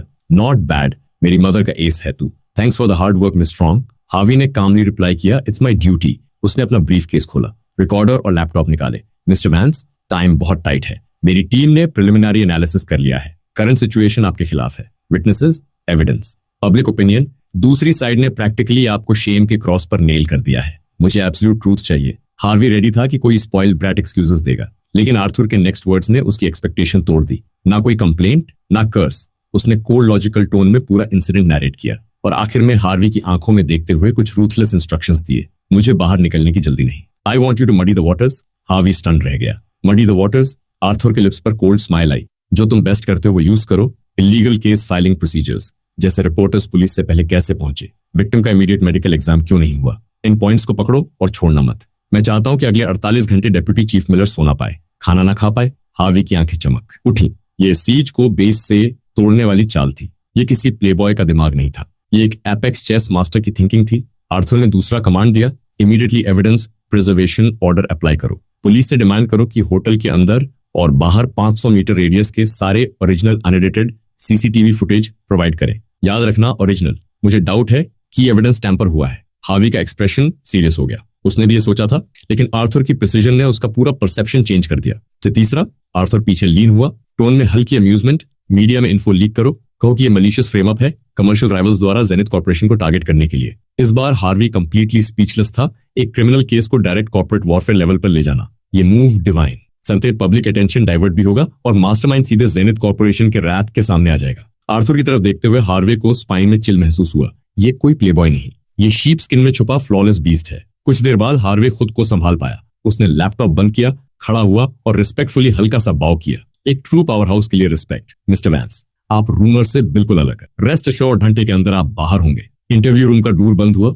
आर्थर को वापस कैओटिक डियाब्लो सेल 303 में ले जाया गया, लेकिन इस बार रिसेप्शन बिल्कुल अलग था। क्लैन आयरन डोर खुलते ही सारे इनमेट्स, यहां तक कि ब्रोकन आर्म वाला क्रेग भी एक साथ खड़े हो गए। सबने सिर झुका लिया। कोई लाउड सांस लेने की हिम्मत नहीं। ऑटोमेटिकली एक रास्ता बना जो सीधे किंग के टॉप बंक तक जाता। वो रिवेरेंस और फियर उनकी बोन्स में कार्व हो चुका था। 2 एस्कॉर्टिंग गार्ड्स की आंखें लिटरली बाहर निकलने वाली थी। उन्होंने अपनी आंखें रगड़ी, बिलीव नहीं कर पा रहे थे। ये क्या है? क्या ये वही डियाब्लो सेल 303 है? सिर्फ कुछ घंटे में यंग मास्टर वैंस ने अंदर क्या कर दिया? आर्थर ने क्राउड की तरफ देखा तक नहीं। वो सीधा टॉप बंक तक गया, ग्रेसफुली बैठा और आंखें बंद करके रेस्ट करने लगा, जैसे वो उसी थ्रोन के लिए बना हो। रात गहरी होती गई। सेल में स्नोरिंग की आवाजें गूंजने लगी। ठीक मिडनाइट पर दूर के बाहर से मेटल स्क्रैपिंग की बहुत फेंट साउंड आई। डोर का छोटा फूड स्लॉट धीरे से खुला। बाहर से एक व्हाइट ग्लव्ड हैंड अंदर आई। उसने फ्लोर पर एक रेक्टेंगुलर ब्लैक ऑब्जेक्ट रखा और बिना कोई एक्स्ट्रा मूवमेंट किए साइलेंटली विथड्रॉ हो गई। लेकिन जिस एग्जैक्ट मोमेंट वो हैंड बाहर गई, आर्थर जो सोता हुआ लग रहा था, उसने इंस्टेंट अपनी आईज खोल दी। स्टार जैसी ब्राइट, आईज जैसी कोल्ड, कोई स्लीपीनेस नहीं, सिर्फ चिलिंग अलर्टनेस। वो साइलेंटली बेड से नीचे उतरा, नाइट कैट की तरह बिना आवाज लैंड किया, दूर तक गया, झुककर उस ब्लैक ऑब्जेक्ट उठाया, एक brand new untraceable custom phone. उसके लिप्स पर हल्की स्माइल आई। Fast work. बिना सोचे उसे पता था ये उसकी ओमनीपोटेंट मदर विक्टोरिया का अरेंजमेंट है। हार्वी फ्रंट प्रेशर था, लेकिन असली गेम अब शुरू होने वाला था। ये फोन पीछे से वो फेटल ब्लो देने वाला था। मैं वापस बेड पर गया, ब्लैंकेट को सिर तक खींच लिया। स्क्रीन लाइट अप हुई और सीधे एक सिंगल एन्क्रिप्टेड ऐप में बूट हो गई। ऑन होते ही फोन वाइब्रेट हुआ। एक मैसेज ऑलरेडी वेट कर रहा था, सिर्फ एक वर्ड और एक कोड, घोस्ट ऑनलाइन। ये देखते ही मेरी आईज और डीप हो गई। घोस्ट दुनिया के टॉप 3 हैकर्स में से एक, जिसका नाम सुनकर ग्लोबल साइबर सिक्योरिटी डिपार्टमेंट्स तक पहले पड़ जाते हैं। एक साइबर घोस्ट जो सिर्फ एक आदमी का एहसान मानता था, शैडो। सालों पहले जब घोस्ट को पूरी दुनिया हंट कर रही थी, तब शैडो ने उसे एक इनएस्केपेबल नेट से निकालकर बचाया था। उस फेवर को रिपे करने के लिए घोस्ट ने 3 अनकंडीशनल फेवर्स प्रॉमिस किए थे। नाइटिंगेल को बूट करना पहला था। मेरी फिंगर्स लाइटनिंग स्पीड से स्क्रीन पर चली और मैंने सेकंड डायरेक्टिव इशू किया। Target metro city, Skynet system, task rich garden hotel का रात 10 बजे से 12 बजे तक का सीसीटीवी फुटेज एक्सट्रैक्ट करो। Execution time 10 minutes. ये स्काईनेट था, एम्पायर का सुपर सर्वेलेंस नेटवर्क, जिसमें लाखों कैमरास, मिलिट्री ग्रेड सर्वर्स जुड़े हुए थे, एक सपोजिटली इम्पेनेट्रेबल फोर्ट्रेस, और उसे 10 मिनट में हैक करके रॉ डेटा निकालना। सुनने में ही absurd लगता है, लेकिन मेरे फेस पर एब्सोल्यूट कॉन्फिडेंस था, क्योंकि मुझे पता था घोस्ट के लिए ऐसा कोई नेटवर्क नहीं जो वो ब्रीच ना कर सके। एक्सपेक्टेड के मुताबिक 5 मिनट भी नहीं हुए थे कि फोन फिर वाइब्रेट हुआ।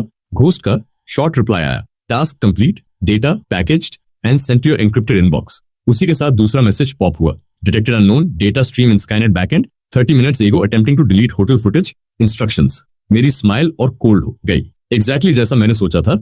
मास्टरमाइंड पैनिक में आकर एविडेंस डिलीट कर रहा था, लेकिन अफसोस उनका हैकर घोस्ट के जूते उठाने के भी लायक नहीं था। घोस्ट के नेक्स्ट मैसेजेस एक के बाद एक आए, थोड़ी बोस्टिंग के साथ। बॉस, डिलीटेड वीडियो के ट्रेसेस मिल गए, piece of cake for me, restore कर दूं। वही ओल्ड घोस्ट। मैंने तुरंत टाइप किया, रिस्टोर इट, सारे रॉ फुटेज के साथ डिलीशन और ऑल्टरेशन लॉग्स भी पैकेज करो और अभी भेजो। बस एक massive file package lightning speed से डाउनलोड होने लगा। प्रोग्रेस बार लिटरली स्प्रिंट कर रहा था। सिर्फ 10 सेकंड्स में dozens of gigabytes video download हो गया। ये था गोस्ट का रियल पावर। मैंने पैकेज खोला और सीधे उस फाइल पर गया जिस पर मार्क्ड था ऑल्टर्ड। पहला वीडियो, होटल का हॉलवे, स्टेला फॉक्स एक सेक्सी इवनिंग गाउन में वेटर के साथ मेरे रूम तक आती हुई, फिर खुद की कार्ड स्वाइप करके डोर खोलती है। कोई फोर्स नहीं, बल्कि उसके फेस पर एक्सपेक्टेशन और एक्साइटमेंट क्लियरली दिख रही थी। लेकिन कॉप्स को जो ऑफिशियल वर्जन दिया गया था उसमें फुटेज स्प्लाइस करके ऐसा दिखाया गया था जैसे उसे अंदर धक्का देकर डाला गया हो। Clever editing. लेकिन गोस्ट के रिस्टोर्ड वर्जन के सामने ये हिलेरियस था। हर डिलीटेड फ्रेम, हर ऑल्टर टाइम स्टैम्प रेड में क्लियरली मार्क था, प्योर आयरन क्लैड प्रूफ। मेरी आईज में बोन चिलिंग कोल्ड चमक उठी। दूसरा वीडियो, सामने वाली ऑफिस बिल्डिंग से लिया गया विशियस एंगल। स्टेला के रूम में एंटर करने के थोड़ी देर बाद कुछ मस्कुलर मैन होटल के बैक साइड में स्नीक करते दिखे। उनके आगे ब्रैड स्टर्लिंग का टॉप एनफोर्सर रिक था। वो होटल के सिक्योरिटी मैनेजर से सीक्रेटली बात कर रहे थे। उसके बाद pre stage reporter staff entrance से अंदर घुसा, सिक्योरिटी कवर के साथ। ये साफ प्रूफ द स्टर्लिंग फैमिली और होटल के बीच कॉल्यूजन का। वीडियो बाय वीडियो, हर क्लिप एक नेल थी जो स्टर्लिंग फैमिली को शेम के क्रॉस पर ठोक रही थी। स्टेला कैसे आई, ब्रैड के लोगों ने रिपोर्टर्स कैसे अरेंज किए, यहाँ तक कि करप्ट पुलिस कैप्टन कैसे डिप्टी चीफ मिलर के ड्राइवर से 30 मिनट्स पहले कैफे में मिला। गोस्ट ने सब कुछ स्ट्रीट कैमरा से खंगाल कर निकाल दिया था। एक मैसिव नेट ऑफ लाइज और कंस्पिरेसी मेरी आंखों के सामने टेयर अपार्ट हो रहा था। स्टार्ट से एंड तक ये ग्रैंड प्ले था जिसे स्टर्लिंग फैमिली ने डायरेक्ट किया था। लुइस मिलर ने कवर दिया, होटल ने स्टेज दिया। स्टेला फीमेल लीड थी और मैं आर्थर एक ब्लाइंड फोल्डेड मेल लीड। मैंने कोल्ड चकल किया, ना गुस्सा ना एक्साइटमेंट, बस प्योर कैलकुलेशन। मैंने सिस्टमैटिकली सारे लीथल एविडेंस कैटेगराइज किए, उन्हें एन्क्रिप्ट किया और सिक्योर चैनल से 2 लोगों को सेंड कर दिया। हार्वी स्ट्रॉन्ग और मेरी मदर विक्टोरिया वैंस। डन। जैसे ही मैं अपने ट्रैक स्वाइप करने वाला था, फोन फिर वाइब्रेट हुआ। गोस्ट का नया मैसेज, बॉस हाथ खाली थे तो तेरे एनिमी के कंप्यूटर में थोड़ा घूम आया, कुछ इंटरेस्टिंग मिला।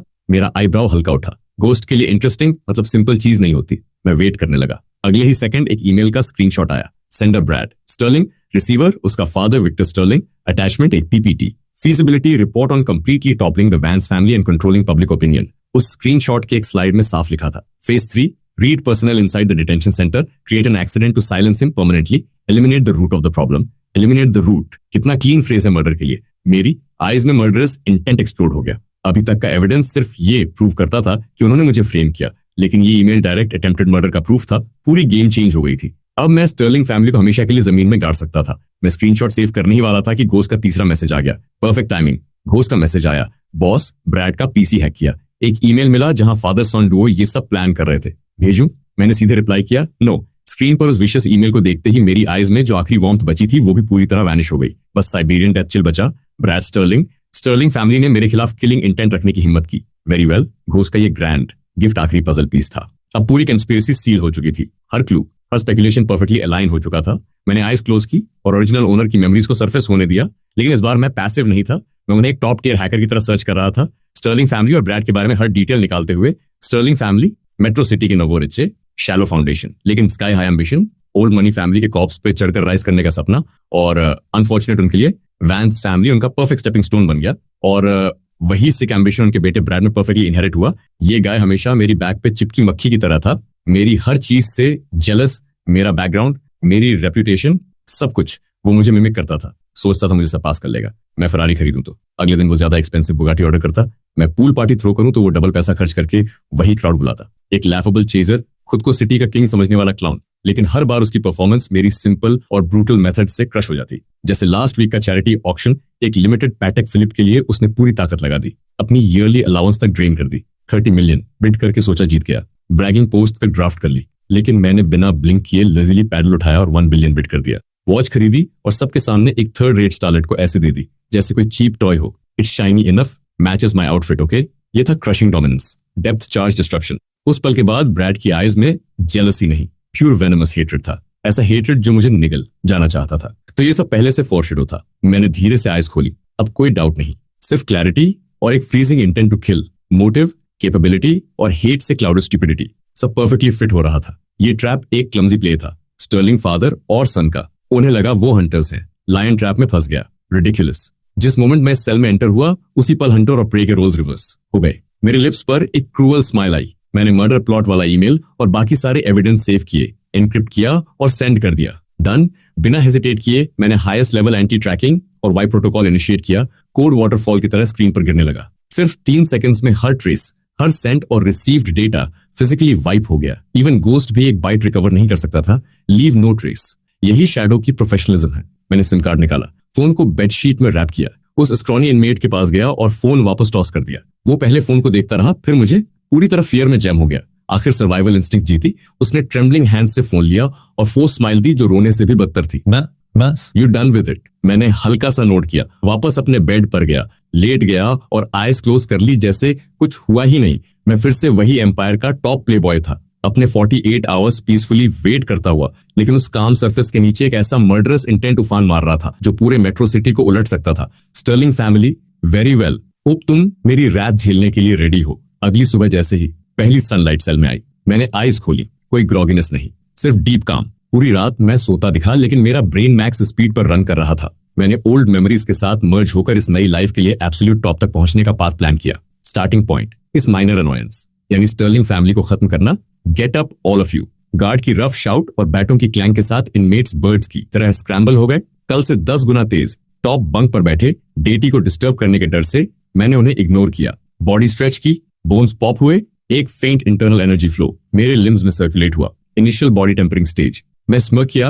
किसे पता था ये so called useless playboy actually decent martial arts foundation रखता है। हाँ, पास्ट लाइफ के नियर ग्रैंड मास्टर लेवल के सामने ये कुछ भी नहीं, बस फायरफ्लाई की ग्लो जैसा, लेकिन अभी के सीन्स हैंडल करने के लिए इनफ है। तभी ब्लैंकेट के नीचे से एक फेंट वाइब्रेशन आई। मेरी आईज शिफ्ट हुई। बिना एक्सप्रेशन बदले मैंने ब्लैंकेट हटाई, कस्टम फोन उठाया और कॉलर आईडी देखा। 3 लेयर एनक्रिप्टेड वर्चुअल नंबर। मैंने कॉल रिसीव किया।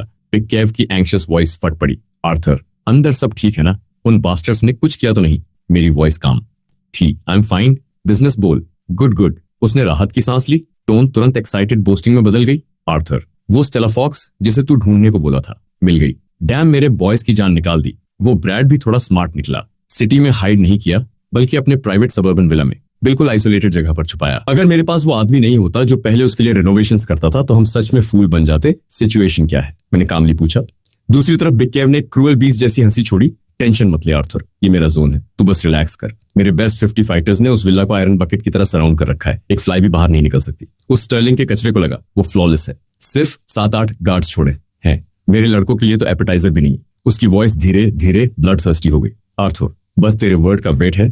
तू हाँ बोल और मेरे बॉयज अंदर घुस जाएं। उस स्टेला को बांधेंगे, उसके लेग्स तोड़ेंगे और गार्ड्स को नदी में फेंक देंगे। फिश को खाना मिलेगा। ऑर्डर दे आर्थर। मैं तुरंत रिप्लाई नहीं किया। लाइन पर एक शॉर्ट साइलेंस लटक गई। चार्ज करना, उसे बांधना, फोर्स से निकालना, ये सबसे स्टूपिड तरीका है। स्टेला फॉक्स इस केस की सोल की विटनेस है। अगर हम वायलेंस यूज करेंगे तो उसकी टेस्टिमोनी कोवर्स्ड डिक्लेयर कर दी जाएगी। न सिर्फ मैं क्लीन नहीं हो पाऊंगा, बल्कि अंडरवर्ल्ड यूज करने का चार्ज और स्ट्रांग हो जाएगा। एग्जैक्टली एनिमी का ट्रैप। ऐसे ट्रैप में ब्रूट फोर्स यूज करना अमेटर मूव होता है। यहाँ ब्रेन चाहिए, स्ट्रेटेजी चाहिए। एनिमी को ऐसा बिटर पिल खिलाना है जो वो थूक भी ना सके, और स्टेला को खुद से मेरी पॉन बनना पड़े। आर्थर, सुन रहा है ना? बिग केव ने इंटरप्ट किया। मैंने फाइनली काम लेकिन अनक्वेश्चनेबल वॉइस में कहा, सुन रहा हूँ।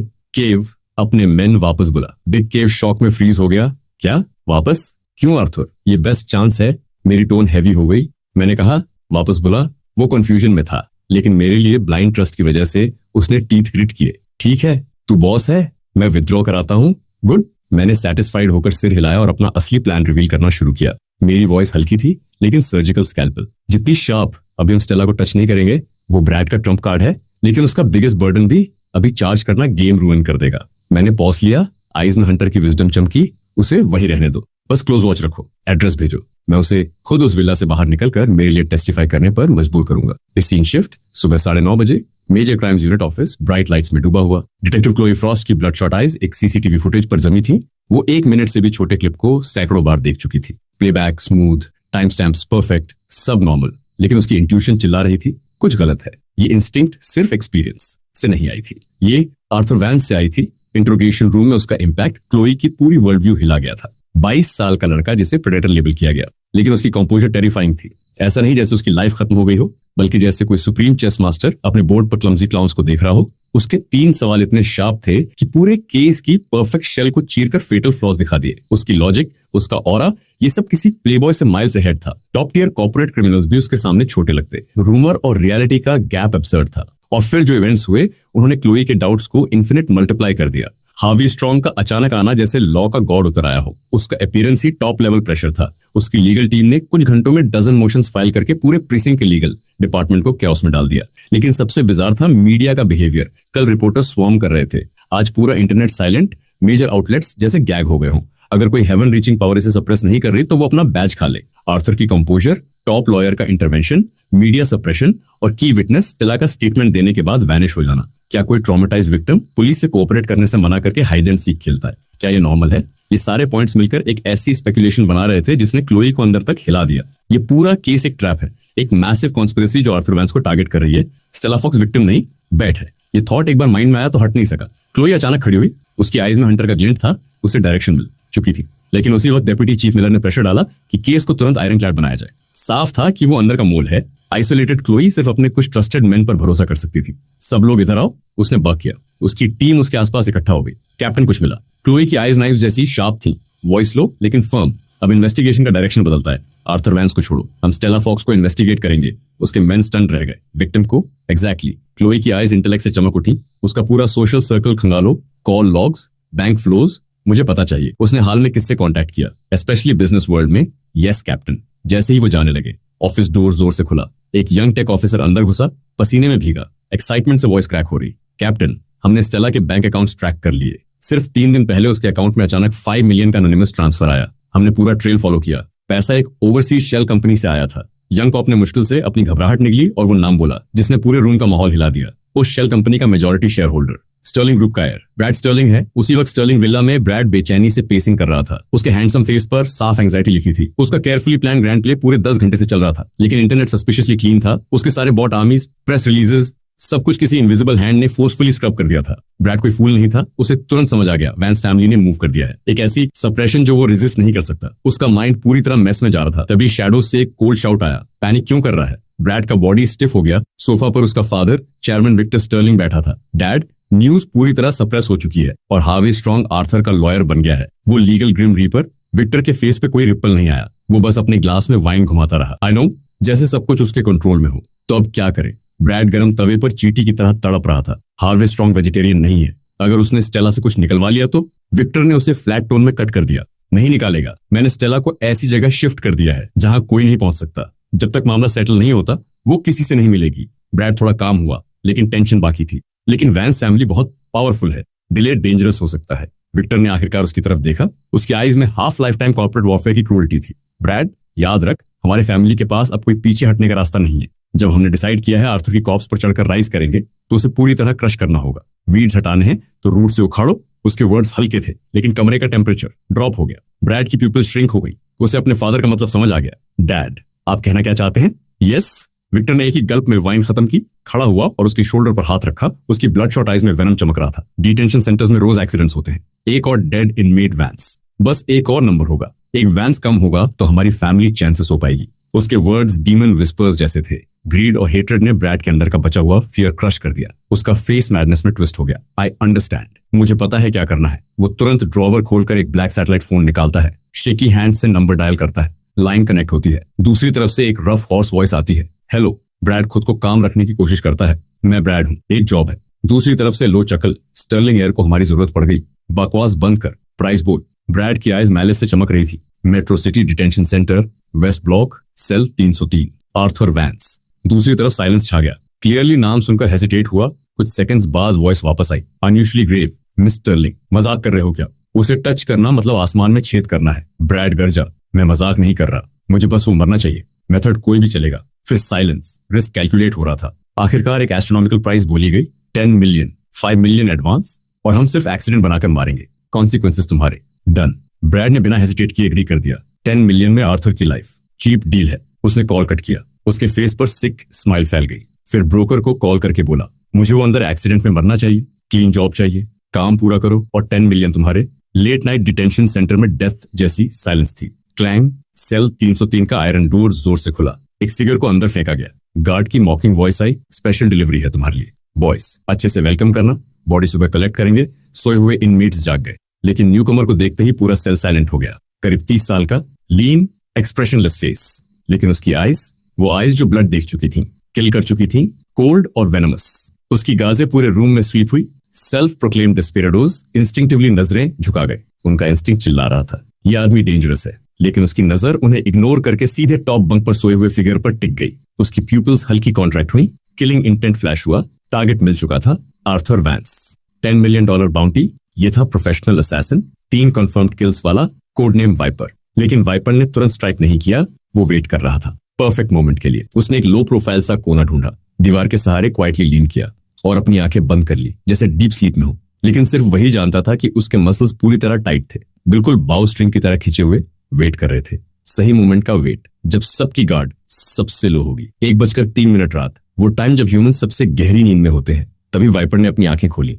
बिल्कुल स्टोन स्टैचू के सडनली अलाइव होने जैसे। उसकी आंखों में रॉ विशियस एक्साइटमेंट चमक उठा। वो बिना आवाज के खड़ा हुआ, फेदर से भी हल्का, जैसे कोई घोस्ट। धीरे से दूसरे इनमेट के बेड तक ड्रिफ्ट किया और वहां से वो वेपन निकाला जिस पर वो पहले से नजर रखे था। एक टूथब्रश का हैंडल, जिसे महीनों तक कंक्रीट पर घिसकर शार्प बनाया गया था। उसका टिप हल्की डेडली चमक दे रहा था। हाथ में वेपन आते ही वाइपर के लिप्स पर कोल्ड क्रूअल स्माइल आ गई। वो आर्थर के बेड की तरफ ग्लाइड किया, बिल्कुल हंटिंग लेपर्ड की तरह। सामने आदमी कामली सांस ले रहा था, पूरी तरह अनअवेयर कि डेथ उसके सिर पर खड़ी है। प्ले बॉय, वैंस एयर वाला आदमी, आज के बाद तू एग्जिस्ट नहीं करेगा। वाइपर की आंखों में मर्डरस लाइट एक्सप्लोड हो गई। अब कोई हेजिटेशन नहीं। उसने शार्पन शैंक को ऊपर उठाया, अपनी सारी एक्सप्लोसिव स्ट्रेंथ उसमें चैनल की और सीधा आर्थर की स्टेडली उठती हुई बैक के सेंटर को टारगेट किया। उसने वार किया, फास्ट, प्रिसाइज, विशियस, हवा को चीरता हुआ सीधा उसकी लाइफ की तरफ। वाइपर ऑलमोस्ट फील कर सकता था वो मोमेंट जब वार्म ब्लड उसके फेस पर स्प्रे होगा। लेकिन ठीक उसी मिलीसेकंड पर जब शैंक हार्ट को पियर्स करने वाला था, कुछ एबनॉर्मल हुआ। एक हाथ, ऐसा हाथ जो जैसे पहले से वहीं वेट कर रहा था, फिजिक्स को डिफाई करने वाली स्पीड से ब्लैंकेट के नीचे से लाइटनिंग की तरह निकला और वाइपर की कॉन्ट्रैक्ट हुई प्यूपिल्स के सामने 2 स्लेंडर फिंगर्स ने उस लेथल वेपन को परफेक्टली अनशेकेबली पकड़ लिया। टाइम फ्रीज सा हो गया। पूरा फोर्स लगाने के बावजूद शैंक आर्थर की बैक से 1 सेंटीमीटर पहले ही रुक गया। वाइपर का फेस रेड हो गया, हर मसल स्ट्रेन कर रहा था, लेकिन वो उसे 1 मिलीमीटर भी आगे पुश नहीं कर पाया। ये पॉसिबल कैसे है? उसका ब्रेन ब्लैंक हो गया। एक बोन डीप चिल ने उसके सारे सेंसेस को सॉलो कर लिया। उसे लगा उसका वेपन फिंगर्स में नहीं बल्कि किसी कोल्ड इंडस्ट्रियल वाइस में फंसा है। वो पीछे खींचना चाहता था, लेकिन अब लेट हो चुका था। जैसे ही उसका कॉरेज टूटने लगा, प्रे धीरे से टर्न हुआ। आर्थर बैठा भी नहीं, बस साइड में लेटे हुए कैजुअली उसे देखने लगा। फिर वाइपर की घोस्ट जैसी आइज के सामने आर्थर ने अपनी आंखें खोली। ना कोई स्लीपीनेस, ना पैनिक, सिर्फ एक क्लाउन को देखकर अम्यूजमेंट। उसने उस फ्रोजन असैसिन को देखा और हल्का सा स्माइल किया। उसकी टोन लाइट थी, जैसे पुराने दोस्त से बात कर रहा हो। सिर्फ इन चीप ट्रिक्स के साथ तुम मुझे मारने आए हो। आवाज हल्की थी, लेकिन हल्की हवाओं से भी ज्यादा बोन पियर्सिंग। वाइपर का ब्रेन पूरी तरह कैओस में चला गया। उसकी रियलिटी टूट गई। एक मॉन्स्टर जिसने उसके फुल पावर अटैक को 2 उंगलियों से रोक दिया। एक मॉन्स्टर जो लेटे लेटे उसे मौत के दरवाजे तक ले आया। एक मॉन्स्टर जो लीथल अटैक के सामने स्माइल कर रहा है। क्या ये इंसान भी है? इम्पॉसिबल। लेकिन एक प्रोफेशनल असैसिन की विशियस नेचर ने फियर को सप्रेस किया। वाइपर की आंखें रेड हो गई। उसने लो बीस्टली ग्राउल निकाला। उसने अपने ट्रैप्ड राइट हैंड को वायलेंटली ट्विस्ट किया और लेफ्ट हैंड को क्लॉ बनाकर आर्थर के थ्रोट की तरफ सैवेज स्वाइप किया।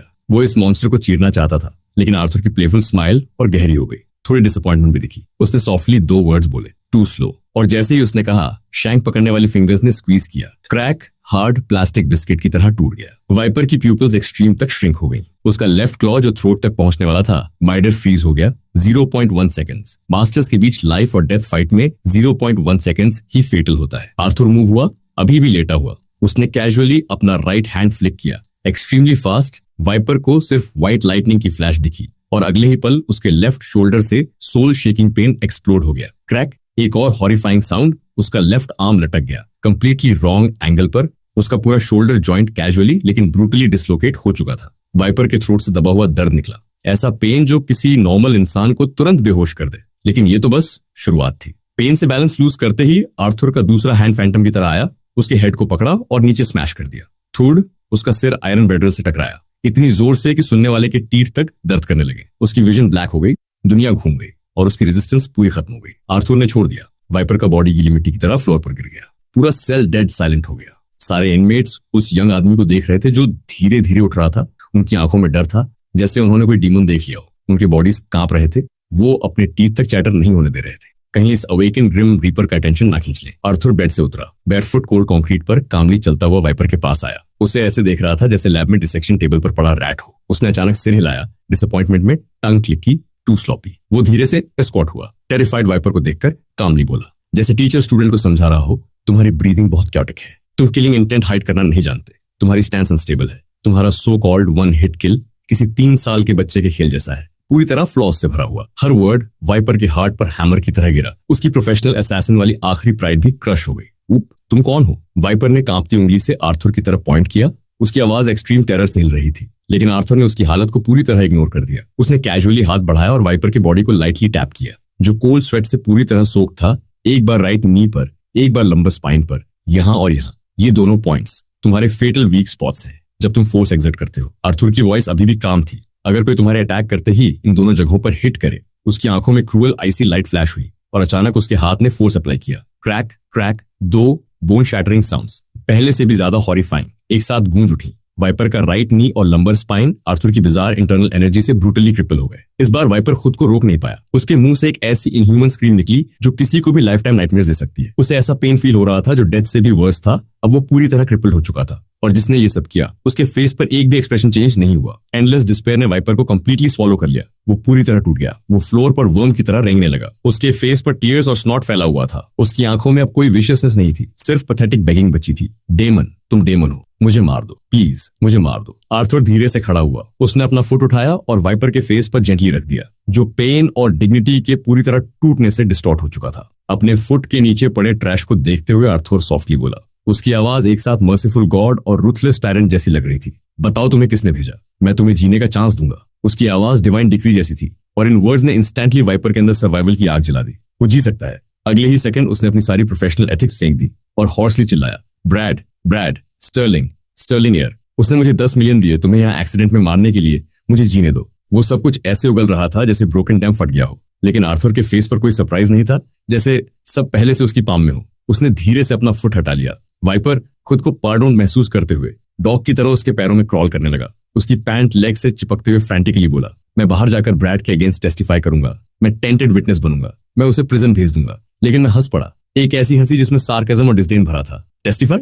तुम सोचते हो मुझे तुम्हारी जरूरत है? तुम सोचते हो उस जैसे गर्बेज से डील करने के लिए मुझे लॉ जैसे बच्चों के टॉयज से खेलना पड़ेगा? ये सुनकर वाइपर फ्रीज हो गया। उसका ब्रेन ब्लैंक हो गया। अगर मुझे टेस्टिफाई की जरूरत नहीं तो मेरी वैल्यू क्या है? जैसे ही वो फिर से डिस्पेयर में गिरा, मैं धीरे से फिर स्क्वाट हुआ। जैसे डॉग को पेट करते हैं, मैंने उसकी चीप पर हल्का टैप किया और डीमन जैसी विस्पर में बोला, जीना है? वाइपर ने तुरंत फ्रैंटिक नोट किया। हाँ, सबसे ज्यादा। Very good. मैं उसके ईयर के पास लीन हुआ और धीरे धीरे एक नया प्लान बताया, जिससे उसकी प्यूपल्स वायलेंटली कॉन्ट्रैक्ट हो गई। ध्यान से सुनो, जब गार्ड्स मॉर्निंग राउंड्स के लिए आएंगे, तुम जोर जोर से स्क्रीम करना, जितना मिजरेबल हो सकते हो उतना। फिर उन्हें बताना कि तुमने कल रात मुझे एम्बुश करने की कोशिश की, लेकिन मैंने फाइट बैक किया और तुम एक्सीडेंट में हर्ट हो गए। क्या वाइपर शॉक हो गया? क्या ये ब्रैड की हेल्प? गार्ड उस सीन को घूर रहा था जिसने उसकी पूरी वर्ल्ड व्यू हिला दी थी। उसकी आवाज कांप रही थी। क्या ये क्या हुआ यहाँ? तभी बोल्डी क्रेग, जिसका आर्म ऑलरेडी क्रिपल्ड था, किसी तरह क्रॉल करता हुआ आया और राइटिस बनते हुए वाइपर की तरफ पॉइंट किया। ऑफिसर, ये नया गाय अपनी लिमिट नहीं जानता। कल रात यंग मास्टर वैंस पर एम्बुश करने गया था, लेकिन उल्टा काउंटर अटैक में खुद ही एक्सीडेंट का शिकार हो गया। क्या? गार्ड ने ठंडी सांस भरी और जैसे ही उसकी नजर आर्थर पड़ी, उनकी आंखों में अब मॉकरी का नाम नहीं था, सिर्फ एंडलेस टेरर और पैनिक था। मॉन्स्टर, ये आदमी मॉन्स्टर है। आखिर में उन्होंने आर्थर से एक वर्ड बोलने की भी हिम्मत नहीं की। डार्क फेसेस के साथ वो स्क्रीमिंग वाइपर को घसीटते हुए बाहर ले गए। डोर के बाहर जाते ही वाइपर ने स्ट्रगल करते हुए अपना हेड घुमाया और एक आखिरी बार उस गॉड डीमन जैसे आदमी को देखा। उसकी आंखों में अब हेट्रेड नहीं था, सिर्फ और टेरर था, जैसे किसी डीटी को देख रहा हो। उधर स्टर्लिंग विला में ब्रैड ब्लडशॉट आइज के साथ ट्रैप्ड बीस्ट की तरह पेसिंग कर रहा था। वेट कर रहा था उस मैसिव गुड न्यूज का जो उसे हेवन तक पहुंचा देगी। उसने तो आज के हेडलाइंस तक इमेजिन कर लिए थे। Arthur Vance dead from sudden accident. मुझे रिप्लेस करने का सपना देख रहा था। उसके फेस पर एक मीनियकल 6 स्माइल आ गई। तभी उसके नाइट स्टैंड पर रखा ब्लैक सैटेलाइट फोन अचानक तेज आवाज में बजा। फाइनली ब्रैड का हार्ट जोर से धड़कने लगा। वो हंग्री वुल्फ की तरह फोन पर झपटा। उसकी आवाज कांप रही थी। हेलो, काम हो गया। लेकिन दूसरी तरफ की आवाज एक्साइटेड नहीं थी। ब्रोकर पैनिक में था। मिस्टर स्टर्लिंग, सिचुएशन बदल गई है, सब गलत हो गया। ब्रैड की स्माइल फ्रीज हो गई। एक बैड प्रेमोनिशन ने उसकी एक्साइटमेंट को निगल लिया। क्या मतलब? क्या गलत हुआ? मिशन फेल हो गया। ब्रोकर की आवाज ऑलमोस्ट रोने जैसी थी।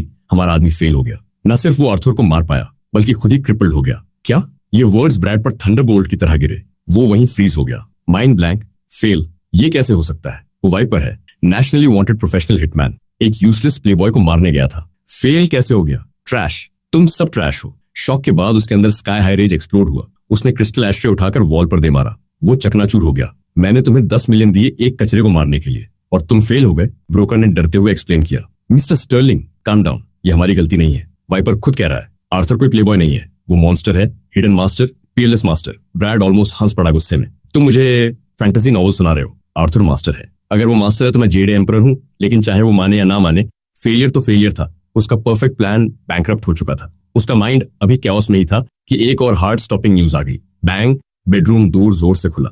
बटलर प्रैक्टिकली क्रॉल करता हुआ अंदर आया। उसके फेस पर डूम्सडे पैनिक था। Young master, bad news, huge news, हमारी कंपनी का स्टॉक क्रैश हो रहा है। क्या? ब्रैड पर फिर लाइटनिंग गिरी। उसने बटलर को साइड किया और लिविंग रूम की तरफ भागा।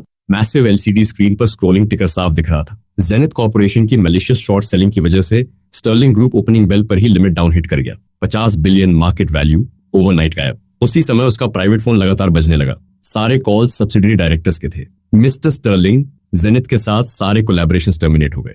मिस्टर स्टर्लिंग, बैंक्स हमारे लोन्स रिकॉल कर रहे हैं। मिस्टर स्टर्लिंग, हमारे बिगेस्ट सप्लायर्स ने शिपमेंट्स रोक दी हैं। उन्होंने कहा जेनिथ का ऑर्डर है। एक के बाद एक बैड न्यूज ब्रैड के हार्ट पर हैमर की तरह गिरती रही। उसे समझ आ गया ये वैंस फैमिली का रिवेंज है। बिजनेस एम्प्रेस विक्टोरिया वैंस का थंडरस रैथ। एक डिस्ट्रक्टिव कमर्शियल स्टॉर्म उतर चुका था। तभी उसके फादर विक्टर स्टर्लिंग स्टेयर्स से नीचे आए। उनका फेस पानी की तरह ठंडा था। उन्होंने टीवी की तरफ देखा भी नहीं, बस अपने बेटे को फ्रीजिंग डिसअपॉइंटमेंट से देखा। स्लैप, एक जोरदार थप्पड़ की आवाज गूंजी। ब्रैड का चेहरा एक तरफ झटक गया। वो लड़खड़ाकर गिरते गिरते बचा। डैड। उसने अपने स्वोलन चीक को पकड़ा। उसकी आंखों में डिसबिलीफ था। लाइफ में पहली बार उसे थप्पड़ पड़ा था। Useless trash. विक्टर गुस्से से कांपते हुए बोला, मैंने कहा था अगर कुछ करो तो जड़ से खत्म करो। अब देखो, तुमने उसे मारा नहीं, सिर्फ स्नेक को छेड़ दिया और पूरी फैमिली को बॉटमलेस एबिस में धकेल दिया। अपने फादर की हार्श स्कोल्डिंग, कंपनी के डूम और फेल्ड असैसिनेशन के फियर के प्रेशर में ब्रैड की सैनिटी पूरी तरह कोलैप्स हो गई। उसकी आंखें ब्लड शॉट हो गई। उसके फेस पर सिर्फ मैडनेस और ऑब्सेशन बचा। राइट? Breakthrough point. मेरा आखिरी चांस स्टेला फॉक्स है। जब तक वो चुप रहेगी, जब तक वो अपनी स्टोरी पर टिकी रहेगी कि आर्थर ने असॉल्ट किया, तब तक मेरे पास गेम पलटने का चांस है। डैड। ब्रैड ने अचानक हेड उठाया। उसकी आंखें कॉर्नर्ड बीस जैसी हो गई। अगले ही सेकंड उसने कार कीज उठाई और दूर से बाहर भाग गया, मैडली रोर करते हुए, मैं वेट नहीं कर सकता, मुझे खुद स्टेला से मिलना होगा। मैं इंश्योर करूंगा वो चुप रहे। और बाहर मेट्रो सिटी प्रीसिंक्ट के पास ऑलरेडी एयरटाइट सिक्योरिटी थी। डजन्स मीडिया आउटलेट्स अपने कैमरास के साथ पूरे एरिया को बैटलफील्ड बना चुके थे। बैली आधा घंटा पहले legal grim reaper Harvey Strong ने अचानक आर्थर वैंस के असॉल्ट केस पर प्रेस कॉन्फ्रेंस अनाउंस कर दी थी। और समझने वाली बात यह थी कि इंसिडेंट को 24 घंटे से ज्यादा हो चुके थे, लेकिन वैंस फैमिली और पुलिस दोनों पूरी तरह साइलेंट थे। ये ईरी साइलेंस मीडिया को ऑलरेडी सस्पिशियस बना चुका था। लेकिन अब आर्थर का लॉयर खुद सामने आ रहा था। ये क्लियर सिग्नल था, ऐसा सिग्नल कि अब हैवी आर्टिलरी फायर होने वाली है। सारे रिपोर्टर्स एंग्शियस होकर वेट कर रहे थे। तभी क्राउड में अचानक शाउट उठा, वो आ गया, लॉयर स्ट्रॉन्ग आ गया। इंस्टेंटली सारे लेंसेज एक ही डायरेक्शन में टर्न हो गए। 3 black Mercedes S class cars अपनी पावरफुल प्रेजेंस के साथ धीरे से प्रीसिंक्ट के सामने आकर रुकी। डोर्स खुले और क्रिस्प सूट में हार्वी स्ट्रॉन्ग अपने एलीट टीम के एस्कॉर्ट में बाहर आया। उसकी गोल्ड रिम ग्लासेस के पीछे की गेजें इतनी इंटेंस थी कि सफोकेटिंग लग रही थी। Click click click, blinding flashes ने उसे पूरी तरह कवर कर लिया। लॉयर स्ट्रॉन्ग, क्या आर्थर वैंस इनोसेंट है? क्या वैंस फैमिली ने प्रेशर डाला है? शार्प ट्रैप भरे सवालों की बाढ़ आ गई। लेकिन हार्वी ने बस अपनी ट्रेडमार्क स्माइल रखी। उसने हल्के से दोनों हाथ नीचे प्रेस किए। सिंपल जेस्चर था, लेकिन उसमें ऐसी अथॉरिटी थी कि पूरा कैओटिक सीन इंस्टेंटली साइलेंट हो गया। रिपोर्टर्स खुद ही चुप हो गए। उसने थ्रोट क्लियर किया और माइक के पास आया। उसकी मैग्नेटिक वॉइस लिव पूरे इंटरनेट पर ब्रॉडकास्ट होने लगी। Media friends, good morning. मैं हार्वी स्ट्रॉन्ग, आर्थर वैंस का लीगल रिप्रेजेंटेटिव हूँ। मुझे पता है आपके पास बहुत क्वेश्चंस हैं। उसकी आंखों में नाइफ जैसी शार्पनेस चमकी। लेकिन आपके सवालों का जवाब देने से पहले मैं चाहता हूं आप एक इंटरेस्टिंग वीडियो देखें, जिसे उसने कहा। असिस्टेंट ने प्रोजेक्टर में यूएसबी प्लग किया। अगले ही सेकंड एक massive high definition image precinct की सफेद दीवार पर प्रोजेक्ट हो गई। ये वही फैमिलियर होटल हॉलवे था। टाइम स्टैम्प क्लियरली दिखा रहा था कि ये पुलिस के आने से 10 मिनट पहले का फुटेज है। रिपोर्टर्स कंफ्यूज होकर मोरमोरिंग करने लगे, लेकिन जैसे ही उन्होंने वीडियो का कंटेंट क्लियरली देखा, उनके एक्सप्रेशंस फ्रीज हो गए। शॉक उनके चेहरे पर साफ दिख रहा था। वीडियो में उनके खुद के कॉलीग्स रिपोर्टर्स कैमरास लेकर सिक्योरिटी गार्ड्स की कवर में स्टाफ एंट्रेंस से स्नीक कर रहे थे। ना नॉक ना आवाज, बिल्कुल ट्रेन्ड हंटर्स की तरह क्वाइटली हॉलवे के एंड पर पोजीशन ले रहे थे, जैसे किसी सिग्नल का वेट कर रहे हो। और फाइनल सीन ने तो पूरा माहौल एक्सप्लोड कर दिया। जब पुलिस एलिवेटर से बाहर आई, लीडिंग कैप्टन ने रिपोर्टर्स के लीडर के साथ नोइंग ग्लैंस एक्सचेंज किया। पूरा सीन ब्लास्ट हो गया। रिपोर्टर्स लाइटनिंग स्ट्राइक जैसे शॉक में खड़े रह गए। इसका मतलब क्या था? इसका मतलब था कि पुलिस के रिपोर्ट रिसीव करने से पहले, सो कॉल्ड असॉल्ट होने से पहले ही मीडिया वहां मौजूद थी। ये न्यूज कवरेज नहीं थी, ये प्री प्लान ट्रैप का हिस्सा था। एक इंस्टेंट में पब्लिक ओपिनियन पूरी तरह रिवर्स हो गया। अब फोकस एक ज्यादा डेंजरस टॉपिक पर शिफ्ट हो गया। ये सिंपल क्रिमिनल केस नहीं था, ये आर्थर वैंस को टारगेट करने वाली कॉन्स्पिरेसी थी। एक फ्लॉलेस फ्रेम अप। हार्वी ये सब देखकर हल्की कैलकुलेटेड स्माइल कर रहा था। उसे पता था ये सिर्फ एपेटाइजर है। उसके पास अभी आर्थर का दिया हुआ और भी लेथल एविडेंस है। इसलिए उसने फायर में फ्यूल डालने का डिसाइड किया। जैसे प्लान था, एक प्री अरेंज रिपोर्टर ने माइक उठाया और शॉक टोन में वो सवाल पूछा जो पूरी मेट्रो सिटी पुलिस को हिला देगा। लॉयर स्ट्रॉन्ग, क्या आप ये इंप्लाई कर रहे हैं? इस सवाल ने पूरे माहौल को ब्लास्ट कर दिया। उसी समय प्रीसिंक्ट की 5th फ्लोर पर डेप्यूटी चीफ के ऑफिस में स्मैश एक एक्सपेंसिव टीकअप लाइव स्ट्रीम मॉनिटर पर दे मारा गया। बॉइलिंग टी टूटे हुए स्क्रीन पर बहने लगी। डेप्यूटी चीफ लुइस मिलर की आईज ब्लडशॉट थी। वो स्क्रीन पर काम हार्वे स्ट्रॉन्ग को घूर रहा था। उसका फेस गुस्से से पर्पल हो चुका था। उसकी हैवी सांसें कंट्रोल से बाहर थीं। खत्म हो गया, सब खत्म हो गया। उसने कभी इमेजिन नहीं किया था कि वैंस फैमिली का काउंटर अटैक इतना फास्ट और वेनमस होगा। उसने सोचा भी नहीं था कि वो गेम के सारे रूल्स तोड़कर सीधे टेबल पलट देंगे और पुलिस को भी साथ में ड्रैग कर लेंगे। स्क्रीन पर क्रेजी रिपोर्टर्स और लाइव स्ट्रीम में फ्लड होते कर्सिंग कमेंट्स देखकर लुई की विजन ब्लर होने लगी। उसकी स्पाइन में कोल्ड चिल दौड़ गई। उसे समझ आ गया कि उसने एक मैसिव हॉर्नेट नेस्ट छेड़ दिया है। अभी रिंग रिंग रिंग उसके डेस्क पर रखा एनक्रिप्टेड रेड फोन बज उठा। उसकी रिंगटोन डेथ बेल जैसी लग रही थी। लुई डर से उछल पड़ा। फ्लैशिंग रेड लाइट को वो ऐसे देख रहा था जैसे ग्रिम रीपर का समन हो। उसे पता था कौन कॉल कर रहा है और क्या होने वाला है। उसने कांपते हाथ से फोन उठाने में कई सेकंड्स लगा दिए। फाइनली रेजिग्नेशन के साथ उठाया। हेलो सेक्रेटरी ली। उसकी आवाज हॉर्स और सबमिसिव थी, लेकिन दूसरी तरफ से जो आया वो यूजुअल काम टोन नहीं था, बल्कि एक थंडरस रॉर था। लुइस मिलर, तुम बेवकूफ हो क्या? देखो तुमने क्या कर दिया। पूरी दुनिया मेट्रो पुलिस पर हंस रही है। पुलिस और मीडिया की मिलीभगत, ट्रायल से पहले ही कन्विक्शन। लुइस, क्या तुम्हें डेप्यूटी चीफ की चेयर पर बैठना बोरिंग लगने लगा है? सेक्रेटरी ली की थंडर जैसी आवाज ने लुइस को अंदर तक हिला दिया। वो डर के मारे ऑलमोस्ट टूट चुका था। हकलाते हुए बोला, सर प्लीज मेरी एक्सप्लेनेशन सुनिए। लेकिन जवाब सीधा और ब्रूटल था। मुझे तुम्हारी कोई बकवास नहीं सुननी। तुम्हारे पास 24 घंटे हैं। अगर तुमने स्टॉर्म को कंट्रोल नहीं किया, अगर इस आयरनक्लैड केस में नहीं बदला जिसे कोई तोड़ ना सके, तो बैग्स पैक करो और जाओ खेत में आलू उगाओ। क्लिक, कॉल कट, बस कोल्ड बीप बचा। लुइस चेयर पर कोलैप्स हो गया, पूरा बॉडी कोल्ड स्वेट में डूबा हुआ, जैसे पानी से निकाला गया हो। आयरनक्लैड केस, स्टॉर्म कंट्रोल बोलना आसान था, लेकिन अब सामने वाली साइड के पास सारे एविडेंस थे। की विटनेस स्टेला फॉक्स भी अनरिलायबल थी। केस जड़ से सड़ा हुआ था। ये प्रैक्टिकली मिशन इम्पॉसिबल था। लेकिन उसी डिस्पेयर में उसे एक आखिरी होप याद आई। स्टर्लिंग फैमिली, हाँ स्टर्लिंग्स, ये सब उन्होंने किया है, उन्हें आंसर देना होगा। उसने तुरंत फोन निकाला और विक्टर स्टर्लिंग का नंबर डायल किया। काफी देर रिंग होने के बाद कॉल कनेक्ट हुआ। विक्टर की काम वॉइस आई, लुइस क्या बात है? उसका काम टोन जैसे ये सब उससे जुड़ा ही ना हो। लुइस के अंदर का पैनिक और रेज एक्सप्लोड कर गया। विक्टर, चेयरमैन स्टर्लिंग, क्या आप एक्टिंग कर रहे हैं? सब बर्बाद हो गया है। हार्वी स्ट्रॉन्ग ने हमें एक्सपोज कर दिया। मुझे ऊपर से डेथ ऑर्डर मिला है। हम सब खत्म है। लेकिन विक्टर ने बस हल्की सी चकल की। लुइस, तुम बहुत टेंस हो। स्काई नहीं गिर रहा। ये सुनकर लुइस ऑलमोस्ट पागल हो गया। आग मेरे सिर तक पहुंच चुकी है और आप कह रहे हैं स्काई नहीं गिर रहा। ये सब आपके बेटे की वजह से हुआ है। आपको इसे फिक्स करना होगा। कुछ सेकंड्स की साइलेंस छा गई, इतनी भारी कि लुइस का हार्ट सिंक होने लगा। फिर विक्टर की कोल्ड इमोशनलेस वॉइस आई, सुपीरियर कॉन्टेम्प्ट से भरी हुई। डेप्यूटी चीफ, बकवास मत करो। मेरे बेटे ने क्या किया मुझे नहीं पता। अरेस्ट करना और केस फाइल करना पुलिस का काम है। इसका स्टर्लिंग फैमिली से क्या लेना देना? ये तुम्हारा मेस है, तुम खुद साफ करो। Beep, call cut. Louis statue की तरह फ्रीज हो गया। पूरा 1 मिनट उसे समझने में लगा। उसे पॉन की तरह डिस्कार्ड कर दिया गया था। बिट्रेयल का रेज और एबिस में गिरने का डर उसके दिमाग को खा गया। उसके फेस पर डेस्परेट गैम्बलर वाली मैडनेस आ गई। मुझे अकेले फॉल लेने के लिए छोड़ दोगे? इतना आसान नहीं। तुम लोग रूथलेस हो तो मैं भी पीछे नहीं हटूंगा। उसने डेस्क पर फिस्ट मारी। उसकी ब्लडशॉट आइज में बीज जैसी चमक आ गई। उसे खुद को बचाना था और उसका सिर्फ एक तरीका था, स्टॉर्म के सेंटर आर्थर वैंस को फोर्स करना कि वो कॉन्फेस करे, फास्ट और ब्रूटल तरीके से। लॉयर स्ट्रॉन्ग और एविडेंस रिलीज करे उससे पहले। बस कॉन्फेशन मिल गया तो केस लॉक हो जाएगा। फिर हार्वी स्ट्रॉन्ग कुछ नहीं कर पाएगा। ये सोचते ही लुइस ने इंटरकॉम पर जोर से चिल्लाया, कार तैयार करो, मैं खुद उस ब्रैट से मिलने जा रहा हूँ। फ्रीजिंग इंटरोगेशन रूम, वही जगह, लेकिन इस बार सामने फीमेल डिटेक्टिव नहीं बल्कि beer bellied, thug faced deputy chief Louis Miller था। बैंक अंदर आते ही उसने एक मोटी फाइल टेबल पर पटकी। जोरदार आवाज से आर्थर की ऑरा को क्रश करने की कोशिश की। वो एग्रेसिवली बैठ गया। ब्लडशॉट आइस से आर्थर को घूरते हुए बोला, आर्थर वैंस, उसका नाम उसने टीथ ग्राइंड करते हुए बोला। वॉइस पॉइजन नाइफ जैसी थी, लेकिन आर्थर के फेस पर कोई चेंज नहीं आया। वो कामली स्माइल कर रहा था, जैसे सामने कोई एनिमी नहीं बल्कि ओल्ड फ्रेंड हो। डेप्यूटी चीफ मिलर, आर्थर ने खुद ग्रीट किया। इतना गुस्सा क्यों?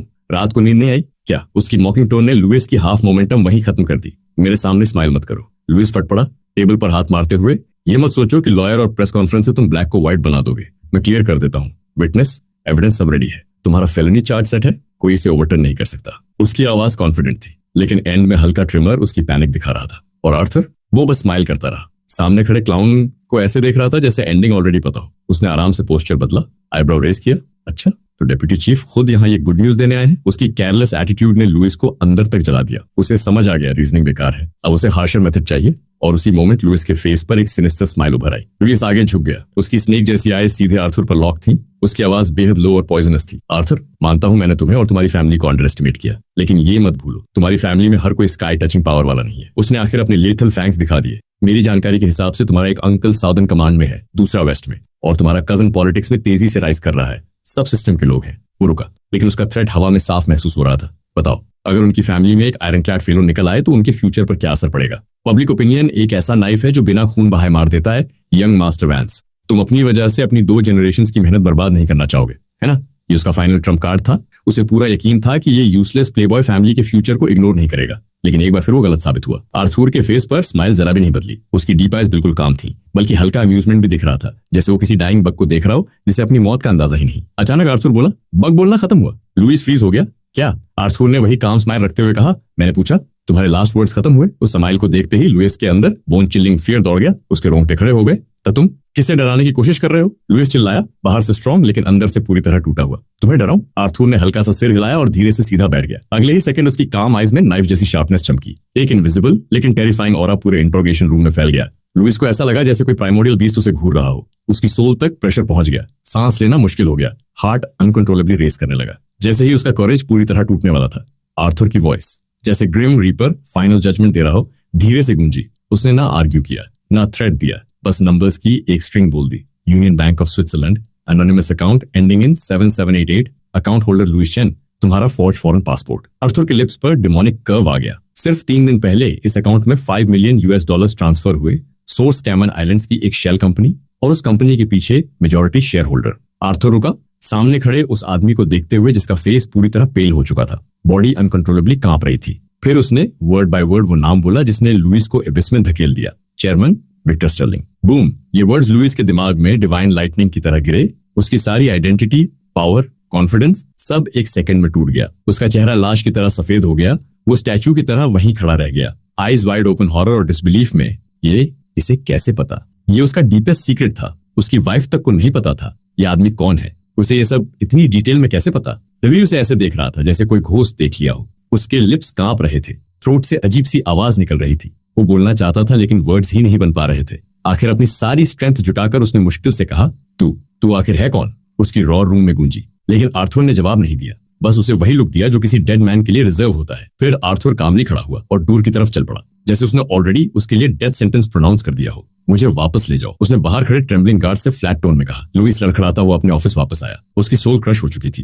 वो अपनी चेयर पे ऐसे गिरा जैसे बिना हड्डियों का शरीर हो, ब्रेन कंप्लीटली ब्लैंक। आर्थर की डेथ चैंट उसके ईयर्स में गूंज रही थी। Swiss bank 7788, 5 million, Victor Sterling. हर वर्ड उसके हार्ट पर रेड हॉट हैमर की तरह लग रहा था। उसे समझ आ गया वो पूरी तरह खत्म हो चुका है। उसकी सबसे बड़ी वीकनेस अब एनिमी के हाथ में है। वो अब बस चॉपिंग बोर्ड पर रखा मीट है, लेकिन वो समझ नहीं पा रहा था। एक यूजलेस प्लेबॉय को ये सब कैसे पता चला? ये सीक्रेट तो सिर्फ उसे और विक्टर को पता था। क्या वैंस फैमिली के पास ऐसा गॉड लेवल एक्सेस है कि वो top tier encrypted Swiss accounts तक पहुंच सकते हैं? ये पावर नहीं थी, ये प्योर मैजिक था। फियर, एंडलेस फियर ने उसकी सारी रीजनिंग खत्म कर दी। उसने किसी प्लेबॉय को प्रोवोक नहीं किया था। उसने ह्यूमन स्किन में छिपे डीमन को छेड़ दिया था। तभी अचानक उसके डेस्क पर रखा एन्क्रिप्टेड कंप्यूटर स्क्रीन ब्लिंक हुआ। डिंग! एक शार्प ईमेल नोटिफिकेशन उस डेड साइलेंट ऑफिस में गूंजी। लुइस ऐसे उछला जैसे उसकी टेल पर किसी ने पैर रख दिया हो। उसने स्क्रीन को ऐसे देखा जैसे पैंडोरा बॉक्स खुलने वाला हो। वो पास जाने से भी डर रहा था। इंट्यूएशन चिल्ला रही थी कि उस ईमेल में कुछ ऐसा है जो उसकी सोल को तोड़ देगा, लेकिन उसे देखना ही था, क्योंकि उसे पता था ये शायद उस डीमोन का फाइनल डेथ वारंट है। वो धीरे धीरे कदम बढ़ाने लगा। हर कदम ऐसा लग रहा था जैसे गिलियोटिन की तरफ जा रहा हो। कोल्ड स्वेट उसके फोरहेड से बह रहा था। शर्ट पूरी भीग चुकी थी। आखिर वो कंप्यूटर के सामने खड़ा हुआ, अनरीड ईमेल को घूरते हुए। हार्ट इतनी तेज धड़क रहा था जैसे चेस्ट से बाहर निकल आएगा। सब्जेक्ट सिंपल था, अ गिफ्ट, और सेंडर का नाम देखते ही उसका खून जम गया। गोस्ट। लुई ने डीप ब्रेथ लिया। उसका हाथ इतना बुरी तरह कांप रहा था कि माउस पकड़ना मुश्किल हो रहा था। फिर भी उसने समहाउ ईमेल ओपन किया। कोई टेक्स्ट नहीं, बस एक जिप फाइल और एक ठंडी मौत जैसी लाइन। डेप्यूटी चीफ, अंदर पिछले कुछ सालों की तुम्हारी पूरी विंटर है। होप तुम्हें पसंद आए। लुइस का दिल धड़कना भूल गया। ट्रेम्बलिंग फिंगर्स से उसने फाइल अनजिप की। अगले ही सेकंड उसकी स्क्रीन पर फोल्डर्स और फाइल्स की बाढ़ आ गई, जैसे कोई tidal wave. Word documents, excel sheets, audio, video, high resolution photos. हर फाइल का नाम उसकी आंखों में पॉइजन ब्लेड की तरह चुभ रहा था। Illegal land seizure, south district, 3 deaths, bank flow records, Sterling group collusion, public funds embezzlement, 3.7 billion, female college student loan case, suicide, हर क्राइम, हर डिटेल, केस बाय केस। उसकी सारी केयरफुली हिडन डर्ट अब नेकेड होकर उसके सामने पड़ी थी। हर एविडेंस इतना प्रिसाइज था कि ईयर, मंथ, डे, कौन सा नाइट क्लब, कितने पैसे, क्या बातें हुई, सब हाई डेफ ऑडियो में रिकॉर्डेड। लुइस के दिमाग में बस एक ही थॉट घूम रहा था, ये इंसान है भी या नहीं। ये तो ग्रिम रीपर की लेजर थी। अब वो खुद को संभाल नहीं पाया। उसकी लेग्स जवाब दे गई। थोड़ा वो फ्लोर पर गिर गया। उसका चेहरा पूरी तरह पेल, आंखें डेड फिश जैसी, सिर्फ डिस्पेयर और नमनेस बची थी। उसे समझ आ गया अब कोई कम बैक नहीं है। इस लेवल के एविडेंस के बाद सिर्फ जॉब जाना नहीं, 10 बार गोली मारो तब भी कम है। जब उसकी सारी होप खत्म हो गई और वो 5वीं मंजिल से जंप करने का सोच ही रहा था, तभी ईमेल की आखिरी लाइन पर उसकी नजर पड़ी, तुम्हारे पास 24 घंटे हैं सही चॉइस करने के लिए। सही चॉइस? क्या है सही चॉइस? उसका ब्रेन पूरी तरह मेस में था कि अचानक उसकी पॉकेट में रखा फोन बज उठा। साइलेंट ऑफिस में वो रिंगटोन किसी डेथ अलार्म जैसी लग रही थी। लुई जैसे उछला जैसे करंट लगा हो। ट्रेम्बलिंग हैंड से फोन निकाला, अननोन नंबर, लेकिन उसे पता था कौन है। इग्नोर करने की हिम्मत नहीं थी। उसने कॉल उठाया, ईयर पर लगाया और अगले ही सेकंड वही काम, लेकिन डेमन जैसी विस्पर वाली वॉइस आई, डेप्यूटी चीफ मिलर। सोचा कुछ। उधर मेट्रो सिटी के आउटस्कर्ट्स में एक हेविली गार्डेड प्राइवेट विला के अंदर स्टेला फॉक्स एक गोल्डन केज में फंसी कैनरी की तरह थी। सोफा पर सिकुड़ कर बैठी, पूरी तरह पैनिक और एंजाइटी में डूबी हुई। उसके सामने इंपोर्टेड जूसेस, टेबल पर टॉप टियर वाइन, लग्जरी की कोई कमी नहीं, लेकिन उसके फेस पर सिर्फ फियर था। सोल तक बैठा हुआ फियर, क्योंकि उसे पता था वो फ्री नहीं है, वो प्रिजनर है। 2 दिन पहले ब्रैड के आदमी उसे यहाँ लाए थे। उसका फोन कॉन्फिस्केट कर लिया गया। बाहर की दुनिया से हर कनेक्शन कट। बाहर 24/7 ब्लैक सूटेड गार्ड्स पेट्रोल कर रहे थे। नाम प्रोटेक्शन का, रियलिटी में सर्वेलेंस। ये हाउस अरेस्ट था। उसे नहीं पता बाहर क्या चल रहा है, आर्थर कैसा है, उसका और उसके फैमिली का फ्यूचर क्या होगा। और यही अननोन सबसे ज्यादा डरावना था। डर धीरे धीरे उसे मैडनेस की तरफ ले जा रहा था कि तभी विला का डोर खुला। ब्रैड अंदर आया, एग्जॉस्टेड, आईज ब्लडशॉट, लेकिन उनमें मैडनेस की झलक। स्टेला, उसने फोर्स्ड स्माइल दिया जो क्राइंग से भी अगली था। उसके पास बैठ गया और उसे हग करने के लिए हाथ बढ़ाया। स्टेला स्टार्टल्ड रैबिट की तरह पीछे हट गई। उसका हाथ हवा में फ्रीज हो गया। उसकी आईज में विशियस फ्लैश आया, लेकिन उसने तुरंत उसे हाइड कर लिया। फिर सॉफ्ट टोन में बोला, स्टेला, चला मत, मैं तुम्हें प्रोटेक्ट करने आया हूँ। स्टेला बिटर स्माइल के साथ बोली, प्रोटेक्ट या हॉस्टेज बना रहे हो? ब्रैड का मास्क एक सेकंड के लिए टूट गया। ह्यूमिलिएशन और एंगर साफ दिखा, लेकिन वो जानता था ये उसकी लास्ट होप है। अभी इसे लूज नहीं कर सकता। उसने खुद को कंट्रोल किया, जैकेट से बैंक बुक निकाली और उसके सामने रख दी। उसकी वॉइस में डेंजरस टेम्पटेशन था। स्टेला, मुझे पता है तुमने बहुत सफर किया है, बस मेरी बात मान लो। ये सब खत्म होते ही उसने बुक पर टैप किया, यहाँ 10 मिलियन है, बाद में और 10 मिलियन दूंगा, टोटल 20 मिलियन। इतना कि तुम विदेश जाकर हाई सोसाइटी में लाइफ एंजॉय कर सको। इतनी बड़ी अमाउंट देखकर स्टेला की ब्रीथिंग हैवी हो गई। उसकी आईज में ग्रीड की चमक आई। ब्रैड ने तुरंत नोटिस किया। उसे पता था फायर रेडी है, अब थ्रेट का टाइम था। उसका फेस इंस्टेंटली डार्क हो गया। वो ब्लड शॉट आईज वाइपर की तरह चमकने लगी। वो उसके ईयर के पास झुका, वॉइस लो और हेलिश, लेकिन अगर तुमने बात नहीं मानी, अगर बाहर जाकर कुछ उल्टा सीधा बोला। वो क्रूअली हंसा, तुम्हारे पेरेंट्स की हेल्थ पहले से ही अच्छी नहीं है और तुम्हारा छोटा भाई कॉलेज में है। मैं गारंटी नहीं दे सकता कि उनके साथ कोई एक्सीडेंट ना हो जाए। ये डायरेक्ट थ्रेट आइस वाटर की तरह था। स्टेला की आखिरी रेजिस्टेंस भी खत्म हो गई। उसका बॉडी वायलेंटली कांपने लगा, फेस से सारा कलर गायब। उसे पता था ब्रैड जैसा डेस्परेट आदमी कुछ भी कर सकता है। वो रिस्क नहीं ले सकती थी, अपने फैमिली की लाइफ गैम्बल नहीं कर सकती थी। उसके लिप्स कांपे, टीयर्स उसकी आंखों से बहने लगे और आखिर एक स्टॉर्म से टूटी हुई फ्लावर की तरह उसने सिर झुका दिया।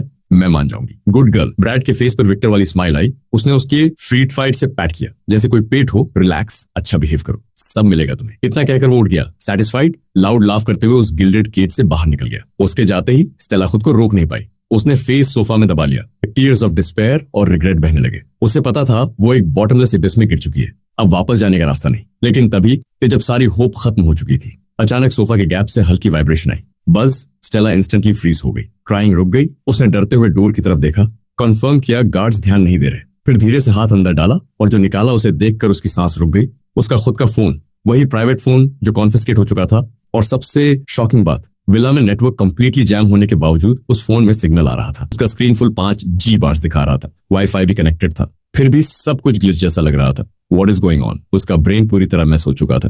तभी एक अननोन नंबर से मैसेज पॉप हुआ, जैसे किसी इनविजिबल फोर्स ने कंट्रोल ले लिया हो। उसने ट्रेम्बलिंग फिंगर से उसे ओपन किया। कोई टेक्स्ट नहीं, बस एक अटैच वीडियो फाइल। उसका हार्ट तेजी से हैमर करने लगा। एक डार्क प्रीमोनिशन ने उसे पूरी तरह कवर कर लिया। उसने डरते हुए वीडियो प्ले किया। अगले ही सेकंड उसकी प्यूपल्स एक्सट्रीम तक श्रिंक हो गई। वो उसी इंसिडेंट वाली नाइट थी। स्क्रीन पर साफ दिख रहा था। स्टेला फॉक्स खुद वेटर से रूम की ले रही है, फिर कामली आर्थर के डोर तक वॉक कर रही है और फिर खुद कार्ड स्वाइप करके डोर ओपन कर रही है। ये पूरा रॉ हाईडेफ सीसीटीवी फुटेज था, बिना किसी एडिट के, प्योर ट्रूथ। और वीडियो के एंड में एक ठंडी ऑलमोस्ट डेथ वारंट जैसी लाइन अटैच थी। Brad can give you 10 million, I can give you a way to survive, make your choice. ये आईसी वर्ड सीधे स्टेला के हार्ट में चुभ गए। उसी पल उसका लास्ट इल्यूजन टूट गया, वे टू सर्वाइव। ये वर्ड्स ब्लैक लाइटनिंग की तरह उसके केओस को चीरते हुए उसे ब्रूटली रियलिटी में खींच लाए। क्या ब्रैड के 20 मिलियन सच में सर्वाइवल थे? नहीं, वो एक गियोटिन था, डेडली पॉइजन। स्टेला कोई डम वासे नहीं थी, वो कैलकुलेटिंग थी। लेकिन अंदर कहीं उसने बिलीव किया था कि ब्रैड प्रॉमिस निभाएगा, कि वो पैसे लेकर हाई फ्लाई करेगी। लेकिन अब रॉ वीडियो देखकर और इस मिस्टीरियस मैसेज को समझकर जो उसकी हर मूव जानता था, वो पूरी तरह जाग गई।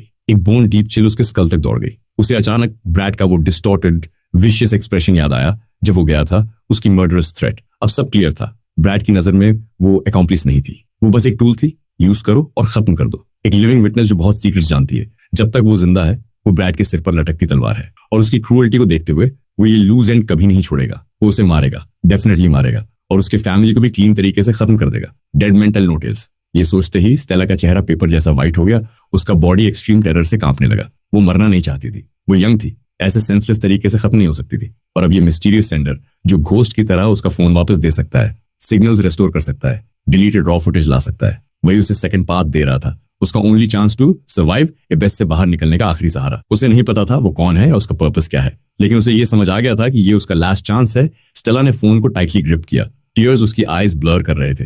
फाइनली इंटेंस सर्वाइवल इंस्टिंक्ट ने उसके सारे फियर और हेजिटेशन को क्रश कर दिया। उसकी आईज में एक फियर्स रिजोल्यूट लुक फ्लैश हुआ। उसने अपना चॉइस कर लिया। उधर major crimes unit office Metro City precinct में एटमॉस्फेयर सफोकेटिंग था। क्लोई अपनी टीम के साथ ZTR से नॉन स्टॉप काम कर रही थी। तभी टेक लीड ली पैंडा आइज के साथ सिटी मैप की तरफ पॉइंट करते हुए एक्साइटेड वॉइस में बोला, कैप्टन, बिग डेटा मैचिंग से हमने फाइनली ब्रैड स्टर्लिंग की ब्लैक पोर्शे 918 ट्रैक कर लिए। क्लोई तुरंत अपनी चेयर से खड़ी हो गई। उसकी ब्लडशॉट आइज में डेंजरस लाइट चमक रही थी। ग्रेट जॉब, ट्रैक कहाँ है? ली की फिंगर्स लाइटनिंग स्पीड से चली और स्क्रीन पर रेड ट्रेजेक्टरी दिखी। विला डिस्ट्रिक्ट ईस्ट से शुरू होकर एक डिसोलेट अबंडोन्ड एस्टेट एरिया पर जाकर रुकी। क्लोई ने फ्राउन किया। तभी एक सीनियर कॉप बोला, ये ब्रैड का प्राइवेट रिट्रीट है, मिडिल ऑफ नोवेयर। सिक्योरिटी हमारे प्रीसिंक्ट से भी टाइट है। उसी पल सारे क्लूज कनेक्ट हो गए, सारे गैसेस कंफर्म हो गए। क्लोई ने हल्का सा स्नीयर किया। उसकी आईज में हंटर वाली एक्साइटमेंट थी। Hiding in plain sight, Stella Fox वहीं छुपी है। एक यंग कॉप एक्साइटेड होकर बोला, कैप्टन, तुरंत सर्च वारंट अप्लाई करते हैं। नो।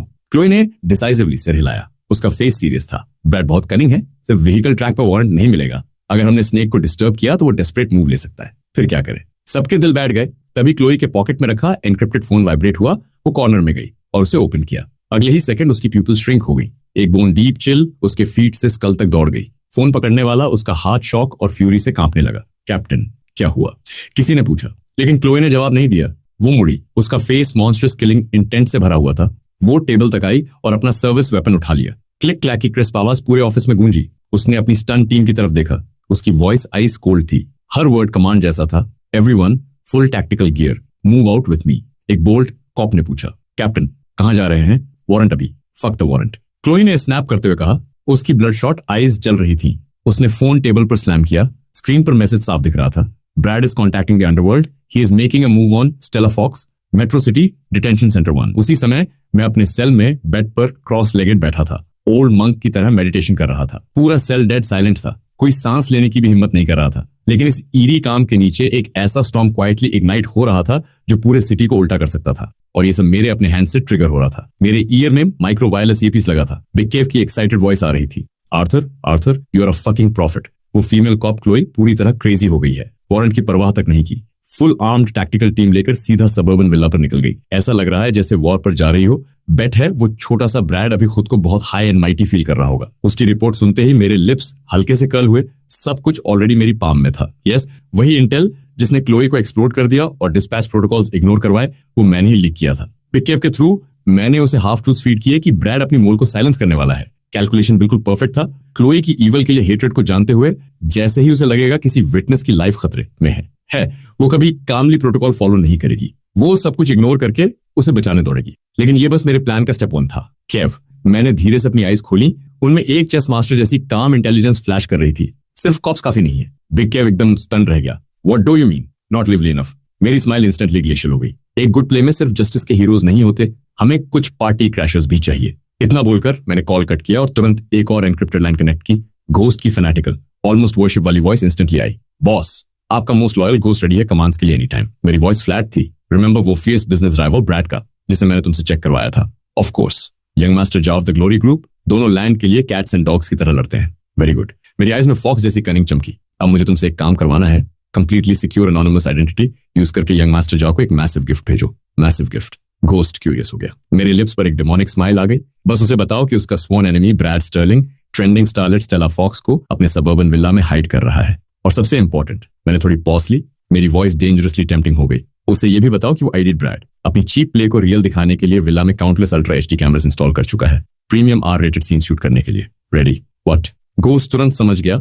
उसकी एक्साइटेड गैस्प निकली। बॉस, ये मूव बहुत विकेड है। अगर जाओ को ये पता चला तो वो पूरी आर्मी लेकर आएगा उन्हें एक्ट में पकड़ने के लिए। मैंने उसकी एक्साइटमेंट इग्नोर की, कोल्ड टोन में ऑर्डर दिया, रिमेंबर, इसे जितना पॉसिबल हो उतना बिग बनाना। मैं चाहता हूं मेट्रो सिटी का हर मीडिया आउटलेट जाने कि ब्रैड उस विला में कितना स्पेक्टेकुलर शो करने वाला है। Yes boss, mission guaranteed. यही मेरी स्ट्रैटेजी थी। मैं सिर्फ कॉप्स को भेजकर स्टेला को बचाना नहीं चाहता था। मैं चाहता था ब्रैड का एनिमी मीडिया की पूरी आर्मी लेकर आए और उसे एक्ट में पकड़ ले। मैं चाहता था ये दो wave same time same place पर कोलाइड करें और उस हेवन शेकिंग सेटअप को ट्रिगर करें जो मैंने खुद ऑर्केस्ट्रेट किया है। मैं चाहता था ब्रैड का टोटल रूइन लाइव नेशनल ब्रॉडकास्ट पर हो। Setup complete. मैंने धीरे से ईयरपीस निकाला, बैक स्ट्रेच किया जैसे कुछ इनसिग्निफिकेंट काम किया हो, फिर बेड से उतरा और बॉल्डी क्रेग के पास गया, जो अब मुझे ऑलमोस्ट गॉड की तरह ट्रीट करता था। क्रेग तुरंत लॉयल हाउंड की तरह मेरे पास आया। बॉस, कोई ऑर्डर्स? मैंने उसे एक ब्राइट हार्मलेस स्माइल दी, उसका shiny bald head gently pat किया और उसके एक्सट्रीमली फ्लैटेड एक्सप्रेशन के बीच कैजुअल फैमिली चैटर के टोन में बोला, गार्ड्स को बोलो मैं अच्छा फील नहीं कर रहा हूँ, मेडिकल बेल अप्लाई करनी है। Meanwhile Stella Fox literally ice पर थी। Brad can give you 10 million,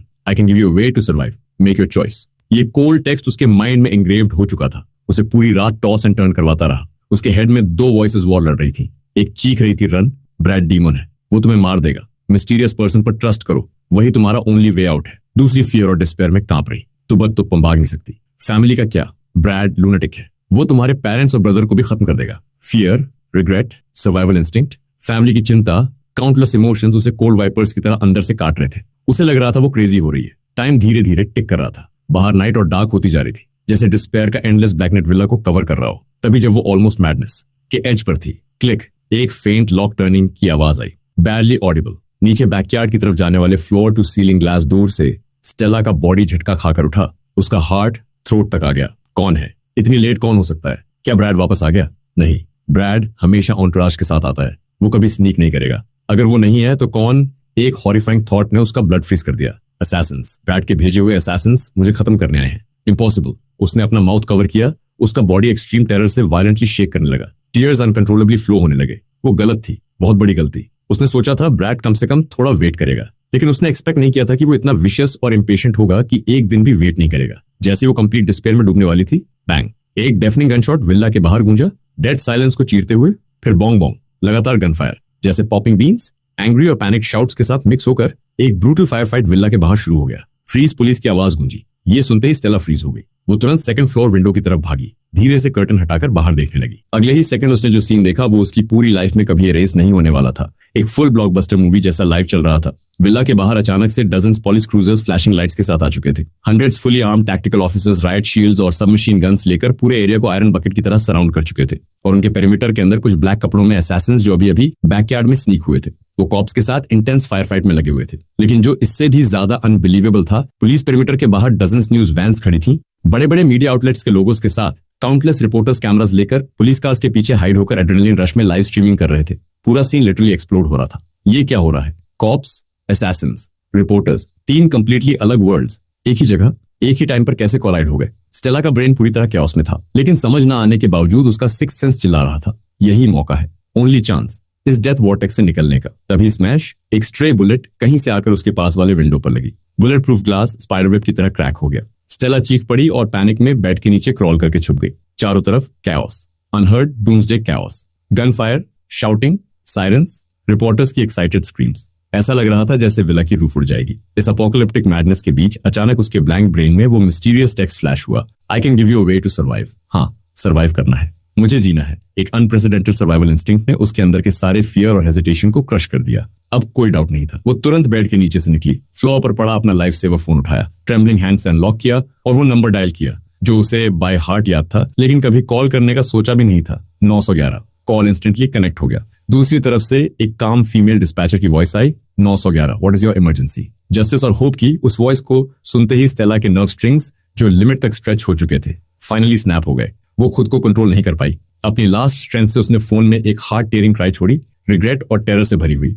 help, I am Stella Fox, I want to turn myself in, Brad Sterling instigated me to frame Arthur Vance. उसकी वो टूटती हुई आवाज सिर्फ फोन में नहीं बल्कि आसपास मौजूद काउंटलेस मीडिया लाइव स्ट्रीम्स के थ्रू पूरे इंटरनेट पर फैल गई और अगले ही पल वो बिलियन टोन न्यूक्लियर ब्लास्ट की तरह एक्सप्लोड हो गई, एक अनप्रेसिडेंटेड सुनामी क्रिएट करते हुए। सब कुछ एक्सप्लोड हो गया पूरी तरह। अगर पहले हार्वी स्ट्रॉन्ग का एम्बुश वीडियो सिर्फ लोगों के डाउट को जगाता था, तो अब की विटनेस खुद पब्लिक के सामने कॉन्फेस कर रही थी, वो भी लाइव। ये किसी डिवाइन हैमर से कम नहीं था जिसने हर इल्यूजन, हर थ्योरी, हर फेक नैरेटिव को चकनाचूर कर दिया। एक अर्थ शैटरिंग एपिक रिवर्सल। पूरे एम्पायर का इंटरनेट मैडनेस में चला गया।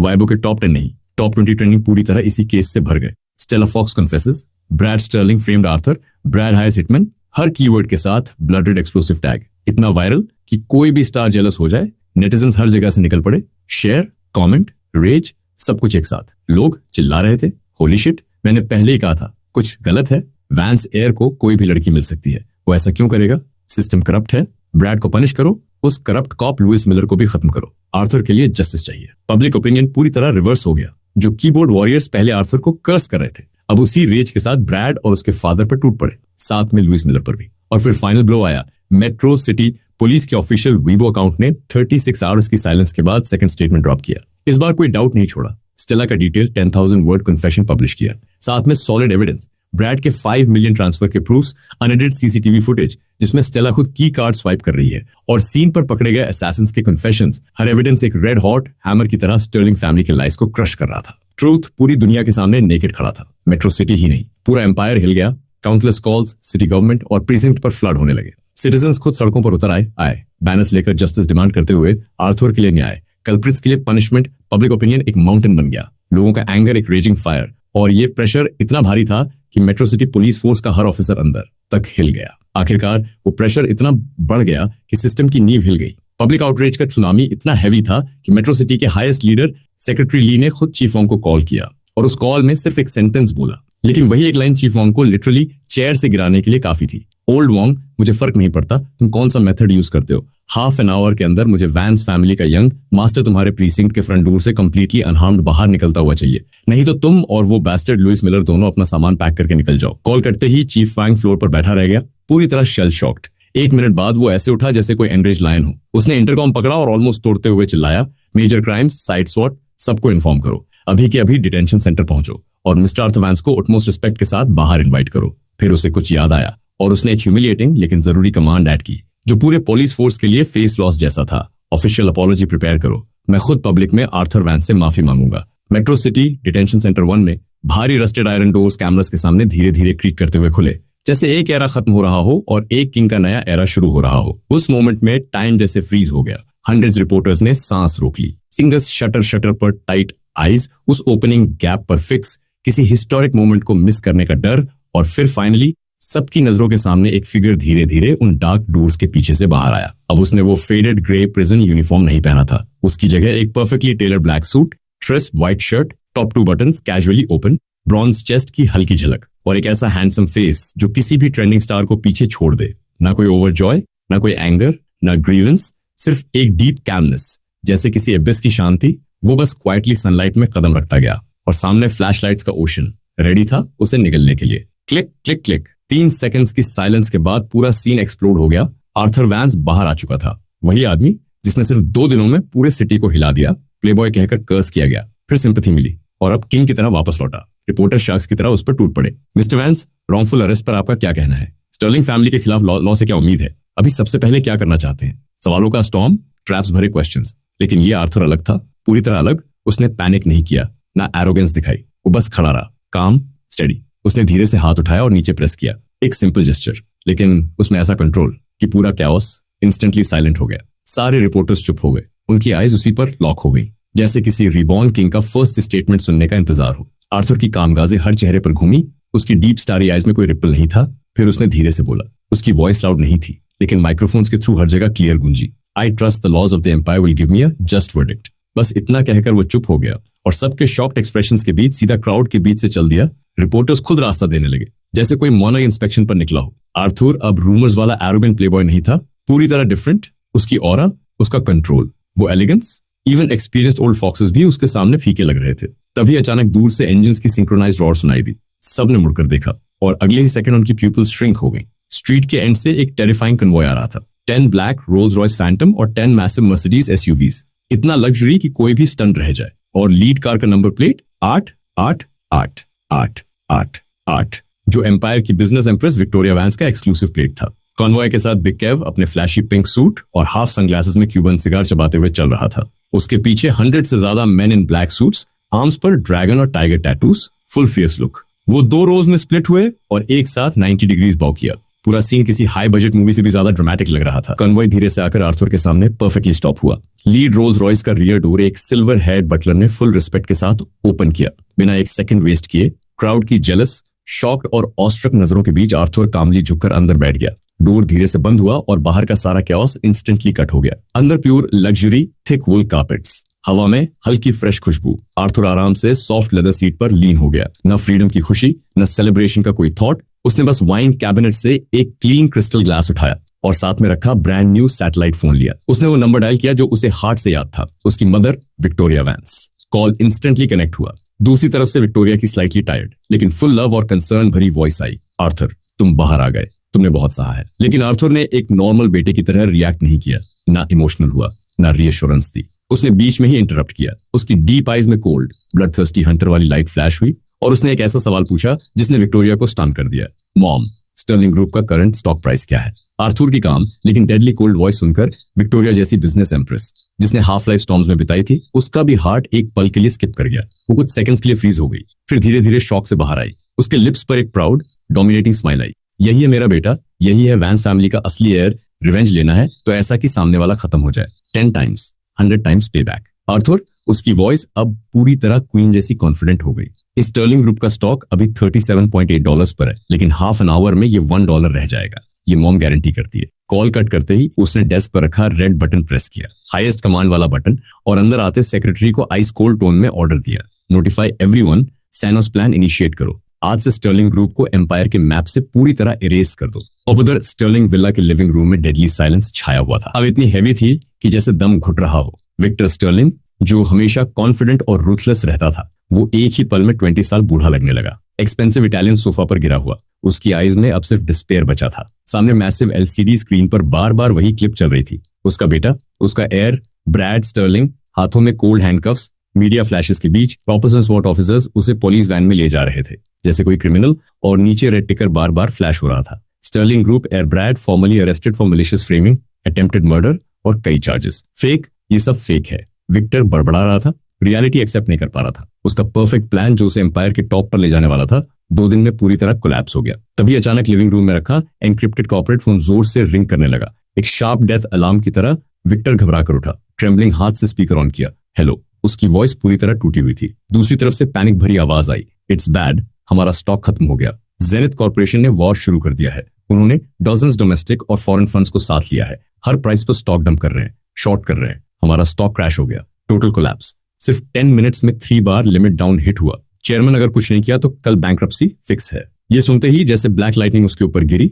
ये था फाइनेंशियल रिवेंज, सबसे ब्रूटल अटैक। विक्टोरिया वैंस अपने सबसे पावरफुल वेपन से उसे डिस्ट्रॉय कर रही थी, कैपिटल मार्केट में उसकी पूरी एम्पायर को वाइप आउट करने के लिए। लेकिन ये बस शुरुआत थी। उसका हार्ट अभी कंपनी के कोलैप्स से उबर भी नहीं पाया था कि बैंग, विल्ला का डोर बाहर से जोर से किक होकर खुला।